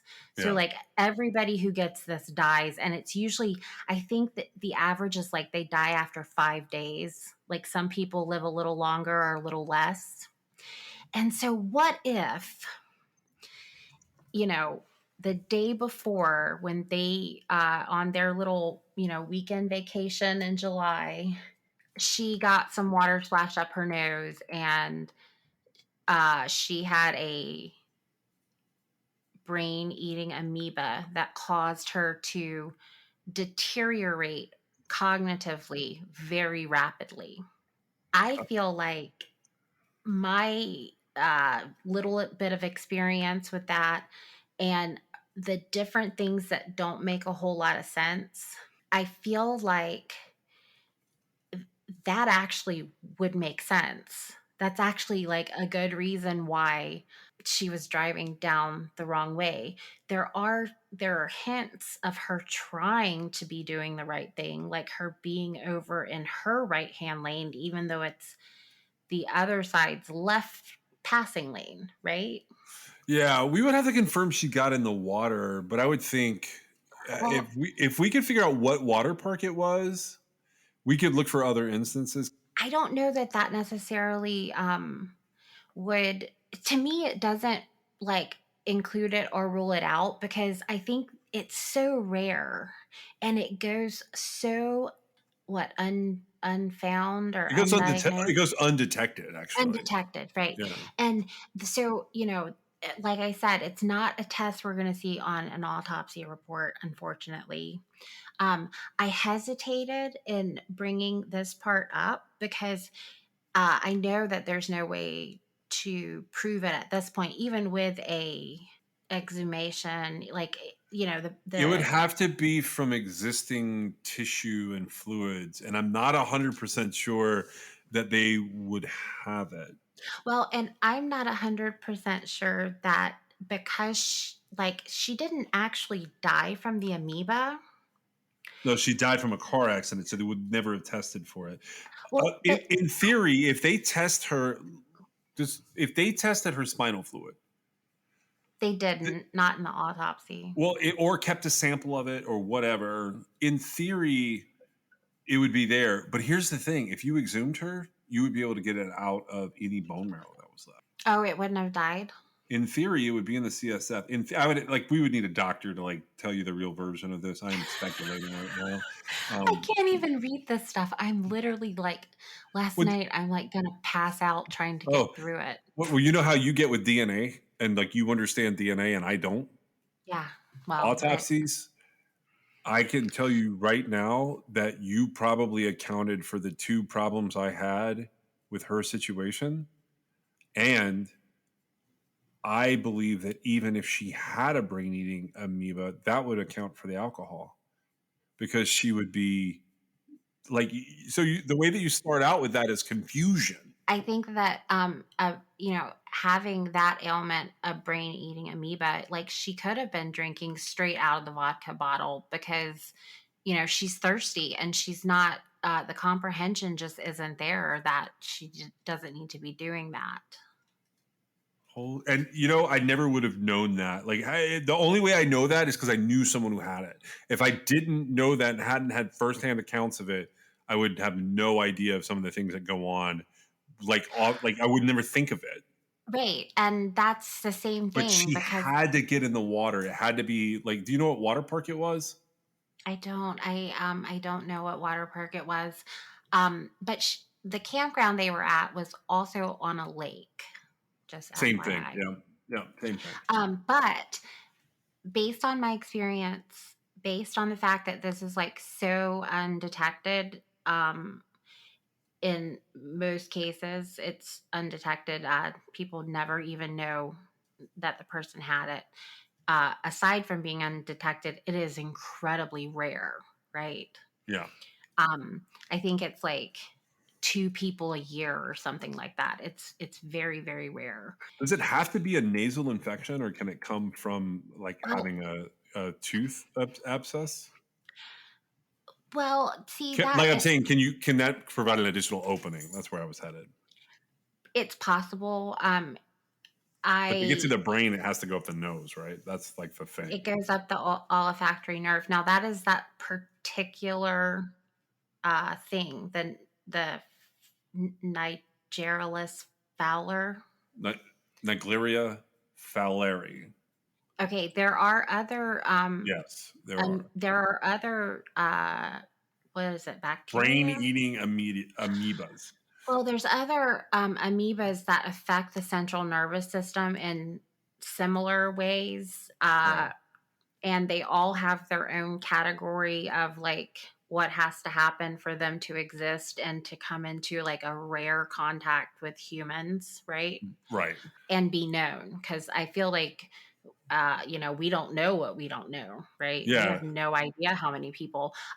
It is. It's starting to be known that the majority of people who come in contact with these things, they don't ever experience any symptoms. They just, Right. their body fights it off naturally, and that's that. But in a weakened state, if you had an abscessed tooth, Right. that was, had your Or immune. you were overweight, or you had been consuming some alcohol that weekend. It might be a reason to just smoke a little more weed to try and go to sleep. I mean, so okay, just so we're clear and we don't like make fun of all the amoeba, the Naegleria fowleri is not technically an amoeba. It's just called an amoeba. But what it is it's a shape shifting amoeba flagellate excavate. It doesn't matter what that means. It means that it lives on its own and it eats bacteria as a microorganism, but it also eats bacteria inside the human body, and it can cause what is known as primary amoebic meningoencephalitis, I think is how it's pronounced. Yeah. And that means that your brain, because you got into some warm fresh water somewhere that really wasn't maintained or chlorinated, has got something inside of it that is going to eat, if you want to call it eat, it's going to kill it. And It that is, literally eats your brain. yeah, it literally would, it would kill you.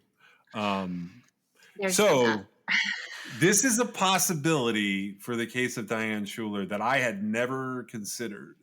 And I read, so like I started saying, I read through the factual information as it was available.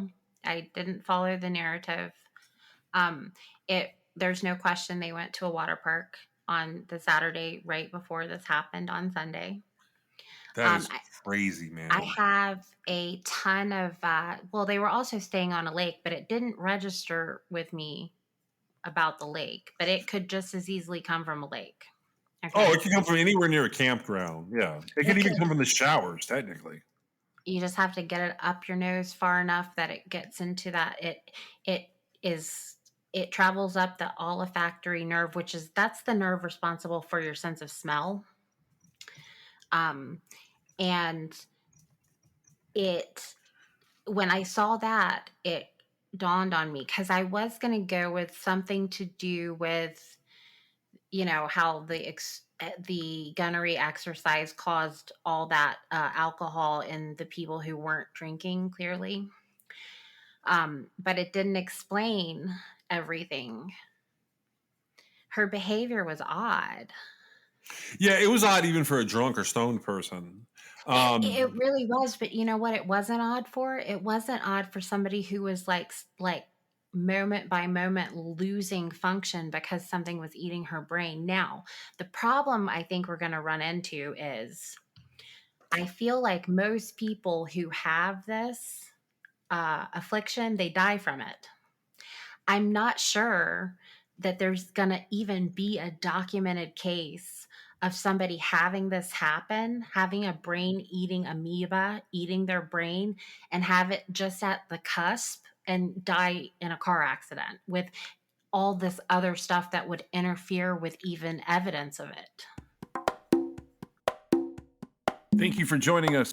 We are sponsored by LabbratiCreations.com. You can check them out at LabbratiCreations.com, and you can still use the code CRIMEXS for a fun pop pet portrait of your own pet. You can also reach us on Twitter, Instagram at TrueCrimeXS, or you can give us a call if you know anything about any of the cases that we're talking about at 252-365-5593. You can also reach us at Gmail at truecrimexs@gmail.com, and you can check out our website at www.truecrimexs.com. We'll see you next time.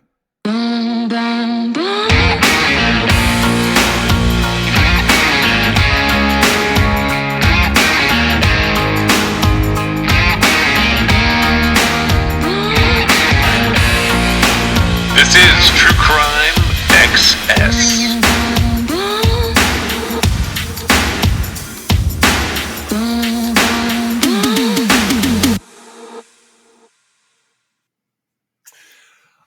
So around the time you and I were talking about, or talking with our family, and someone was going through the brain eating amoeba, I read that people who don't realize they have it will drink alcohol because they feel better when they get into the middle stages. Something about alcohol, if they happen to do that, it either fights back or starts to stave off the brain eating amoeba. And I don't know how. I was reading it in passing because we were going through a thing and I was consuming a lot of information at one time. But I read that uh, the the alcohol could to some degree either kill or harm the amoeba. I don't know how accurate that was, but that would be interesting if it made her feel a little better, and that's why she drank it at first. But I don't think people understand how quickly it happens either. It's like you're there 1 minute, and then you're sort of in and out of consciousness for 4 days, and then you're dead. I've had several things, not just this, but I've had several things that are cognitive in nature happen to people around me, not me personally, but I've watched it happen, watched it unfold. And I wouldn't believe it if you sat here and told me the exact same thing right now, right? Yeah, The only reason I believe it is because I know what happened. I was there. I witnessed it to some extent. Obviously, I'm not the only person. You're not the only person. This case was really strange. And after I did watch the documentary, her husband is in the documentary. And, you know, I have really nothing good or bad to say about him either way. He's just her husband who is sort of forced into this position to be on this documentary. no. But it seems to me like if he hadn't 100% believed what he was saying, I think he just wouldn't have said anything at all. You know what I mean? Like, Oh, absolutely. and I feel like, so Diane's brother, Warren, he lost his three girls. He and his wife lost their three girls. And he spoke at the funeral. And then after the news was released that, she had a high alcohol level. Now the THC level, now this is so far down the path, but basically with all the rupturing and all the things that occurred in the injuries to her body, it would take a more thorough analysis to tell like how recent the Yeah, usage was. there's nothing you can do with that THC level and like Um, make it make sense. Is that there's what you no mean? Well, there's no question that at some point in her life she had THC in her body. The question lies in like, did she actually have any that day? Because there's some. You can't. Okay, so here's the thing about THC. Listen to me. Look, when it comes to heavy people, like people who have like a large amount of like burnable fat, you can't get an accurate THC reading. I don't care what any scientist tells you ever. They have no idea what they're talking about because you're not actually testing like just straight up for THC. You're testing for like the metabolites and the residuals. So the problem becomes with larger people who have exercised this weekend or whatever, gone to a water park or chased a bunch of kids around at a campsite, your THC levels do not reflect how much you're smoking or how many gummies you're eating. They reflect like how many metabolites are floating around in your body. And if you're, heavy, fat, whatever you want to call it, overweight a little bit, and you're burning fat from when you're technically putting it back in your system, but you're not getting high again. You're just keeping it around. Right. I Man, it's unfortunate that I can't. Uh, I mean, I can read it, but like, I found a lot of conflicting views. I found at one point a credible source I was reading. It seemed to, because for a negative or positive drug test, like something you would take to show you weren't on drugs, right? Yeah. um, like the cutoff is something like 15,000 nanograms for THC. And I was like, that's got to be wrong. But then I found it another place. And so there's all this sliding scale, like based sort of on, I guess, maybe the legality of cannabis. I'm not really Yeah. sure. Um, but there's like this sliding scale of like, so a cutoff point would be essentially based on what I was reading, if it was under 15,000 nanograms per milliliter or liter or whatever, um, it would be negative. And I was like, well, that doesn't make any sense because hers were not anywhere near 15,000, right? I'm Right. going, well, what is it then? And so I just couldn't really get a good hold on that. But I would say this case is so sad because I think to myself, well, why don't they just ask somebody? And every single person who could say it is dead except for her son. But I don't know that I mean, I wouldn't want to take him back there, but it's super tragic because, It you know, is. what did they go through? And that she had to have been horrified as well, really. I I hope Well, that she didn't really know what was happening. but let me ask you this. So, if we boil this down to there's an explanation for the alcohol to some degree, I definitely think there's more than enough explanation for uh, the marijuana. It, in all seriousness, I don't think she was that stoned. I looked at her talking to that clerk, and I don't think she was stoned or drunk at that time. But if this boils down to she really had a brain eating amoeba, and that trauma piled onto the alcohol that's left over from the hangovers from the weekend or whatever, and which I believe, by the way, 100% that like I believe that it's a brain eating amoeba. If we can confirm she got into water, I don't know how long like it would last in the body, but I'm sure it's something we could have tested for at one point. We could check the water that So if that she all happens, is this even a crime then? yeah, well, yeah, because I mean, well, it is because it's been made a crime, I guess. Because a person suffering from that type of encephalitis is having an incident. So they had an accident. So It's more for the awareness of it, I think, than anything else because this is not a case that I will give you this. You shocked me with this one. You yeah, I that doesn't know. normally I can follow where you're headed with something. You were I think you're right. And if you hadn't have brought I this up, Yeah, I well, I just came to that. I went two ways on this. I actually think that the brain eating amoeba got it up her nose. And I think that the alcohol is strictly from her body being in all that heat yeah.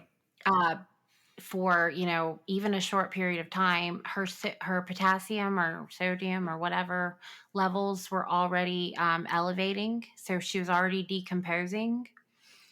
She got tore up, and I think it was enough that it, just like in that case that I read, like it was so weird when I was researching this because the majority of cases where the blood alcohol content hovered right around 0.20, it always had some sort of weird information about it that it was post mortem ethanol production of some sort, right? Because that's how it works, I guess, in the amount of time between when someone dies and the typical postmortem interval before the autopsy, right? Yeah. It is just enough time for the body to create that 0.20.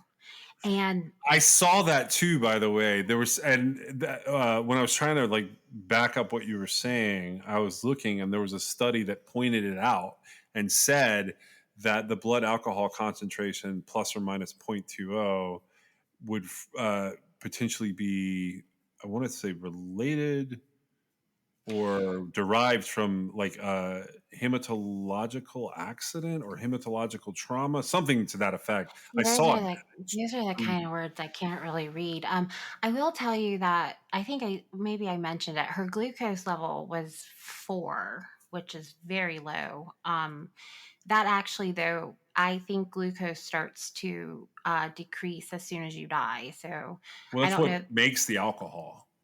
I don't know. We'll see. And if all her glucose was used making the alcohol, then that makes sense. But so she had one. one other thing, and I sort of set it up and then I dropped it because I didn't get to it. But I said that she had a very short amount of time to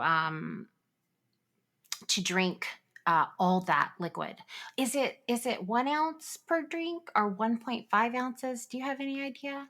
Like standard measurement? Like when a toxicologist says she had to have 10 drinks in her, what is she saying?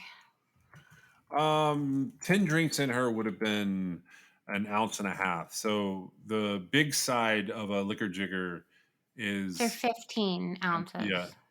yeah, they're thinking Okay. 10 to 15 ounces. I mean, they're not being specific. They're using the drink because they don't know the measurement. So, 15 ounces of 10 to 15 ounces of alcohol. She's got to ingest it. And hold on, let me find this number real quick. Are you looking for Now, the marijuana or no, I'm looking for. the quantitative results on her autopsy of the gastric contents was 6 grams of ethanol, by the way. I'm going to cut that sentence that you used out. That's in her bowels. But that's just her gastric contents. They divide them up. You're right. They don't specifically say they give you 1.75 grams and they give you 6 grams, but they only tell you that they're gastric contents. They don't tell you where they are in the body. That's how that reporter made the leap. They still made it up, but the leap wasn't so far if they were saying that it definitely was there was that much in her. Like I think it's on the toxicology report that talks about ethanol being present, THC being present. You could read there's ethanol in everything. It's in the brain. It's in the vitreous humor. How many grams did you say it was? 6 grams in her stomach. 1.75. Excuse me. 2 gastric contents listings. One says 1.75 and the other says 6 grams. Okay, but my understanding of that was the large and small intestine. Could be. Then there wouldn't And be any stomach contents related to. I mean, it just said gastric contents. That's what they submitted. They submitted the blood, the eye fluid, the urine, the gastric contents, portions of the brain, and the liver. I was looking up if they had portions of the brain back then because I'm curious if they could have seen, um, if well, they could have looked for the brain-eating amoeba, if they knew to look for it. again, keep in mind, this won't be a case where she died from it. This is a very early onset of symptoms of it. Right. So I feel like it's going to be very, very difficult to find. Now, I think maybe the best shot would be to just test the water where she was and see if they are in fact there. I mean, that would be one thing. But hold on. So her sodium levels were 142. Yeah, that was her, and her potassium was 17.2. Okay, but hold on. Her sodium levels, what did I say? 142? 142. Yeah. Okay. And so in a situation where you have an acute ethanol toxicity binge, okay? So an acute ethanol toxicity binge, that would be from just reading that, it would be taking in a whole bunch of alcohol at once, right? Yeah. Okay. So that is characterized by having less than 135, whatever the parts per liter is, on sodium. And so that doesn't correlate, right? I'd have to look at what they mean by the binge part. They are thinking binge drinking. It would be Well, it's ingestion of whatever kind. It's how it, getting in the body. so. What are you saying the normal would be? I'm saying that so you're looking at less than 135. Right. That's low Okay. blood. That's just low blood sodium. No, I confused myself. I'm sorry. So if you had experienced an acute ethanol toxicity binge, your sodium is going to be below 135 and hers is up over it. It's 142. And Correct. so, 135 to 145 is normal. well, I don't have that number in front of me. I just have that below 135 is That's what would yeah, they call it show. That is hyponatremia. okay. So that would show up.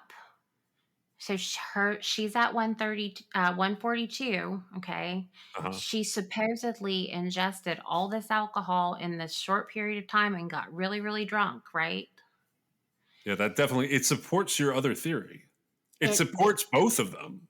The indication would be that she wouldn't have a sodium level over 135 if she had in fact imbibed or Drink. IV'd or whatever alcohol that quickly. Her sodium level would have dropped. It Well, has something to do with the process of the body.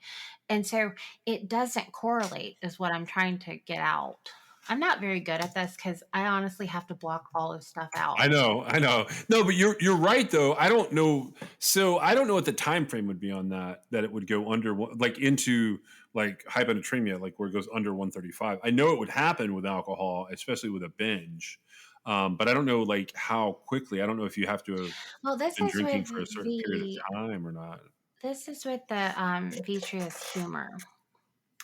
And so it stays pretty consistent. Now, I did notice that her eyes were open. I would like to just, I know we're probably not recording anymore, I can but drop. Yeah, we're recording, so I can drop it in I, anywhere. You just have to I tell me what it is. feel like, so if you go looking for this, there are graphic images that you may not want to see.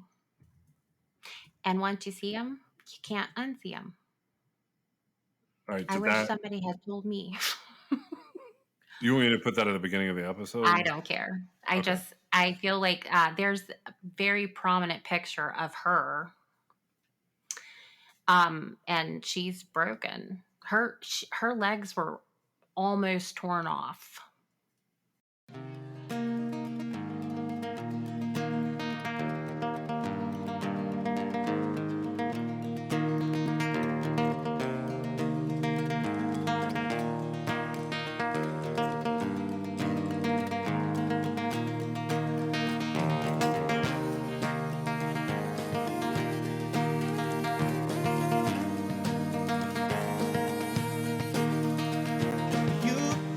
Your bone, you got your chain tied to me, tie me up again. Who's got their claws in you, my friend? Into your heart beat again. Sweet like candy to my soul. Sweet you rock and sweet you roll. Lost for you, I'm so lost for you. Oh, you gon' crash into me. Come into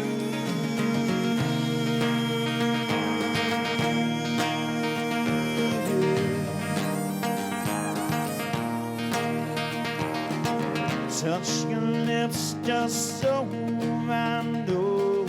When your eyes look, it glows so I'm bare boned and crazy for you. Oh, you gon' crash into me, yeah, lady. I come into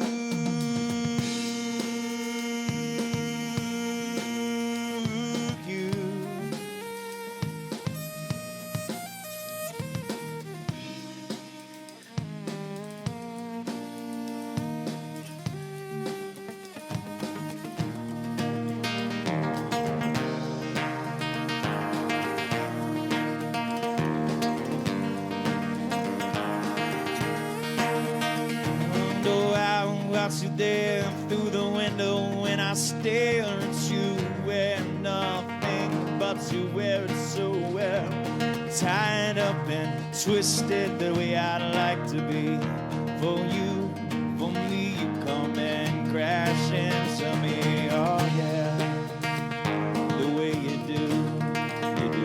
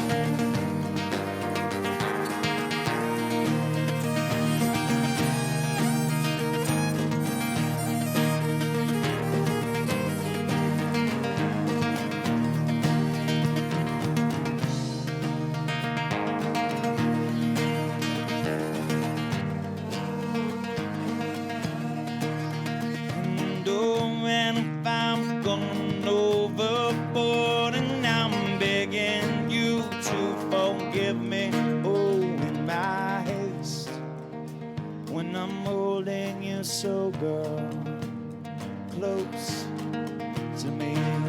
Would you come crash into me, yeah, baby? Come into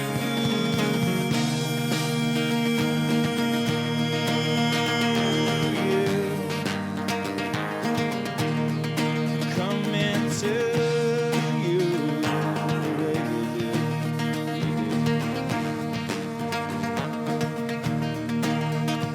Yeah.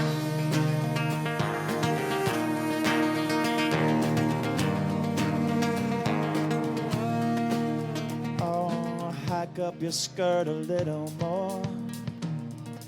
Show your world to me. Oh, now hike up your skirt a little more and show it all to me in a boy's dream. In a boy's dream. In a boy's dream.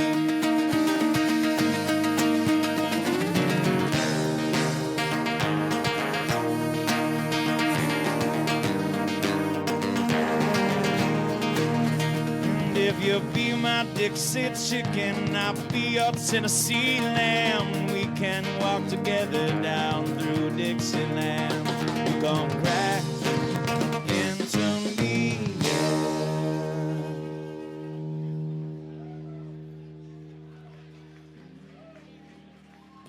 That will not do. Come on, man. What's going on with you people, man? The fuck?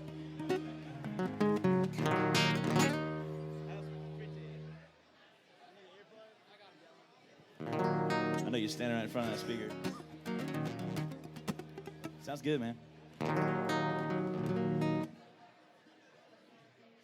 Comfortably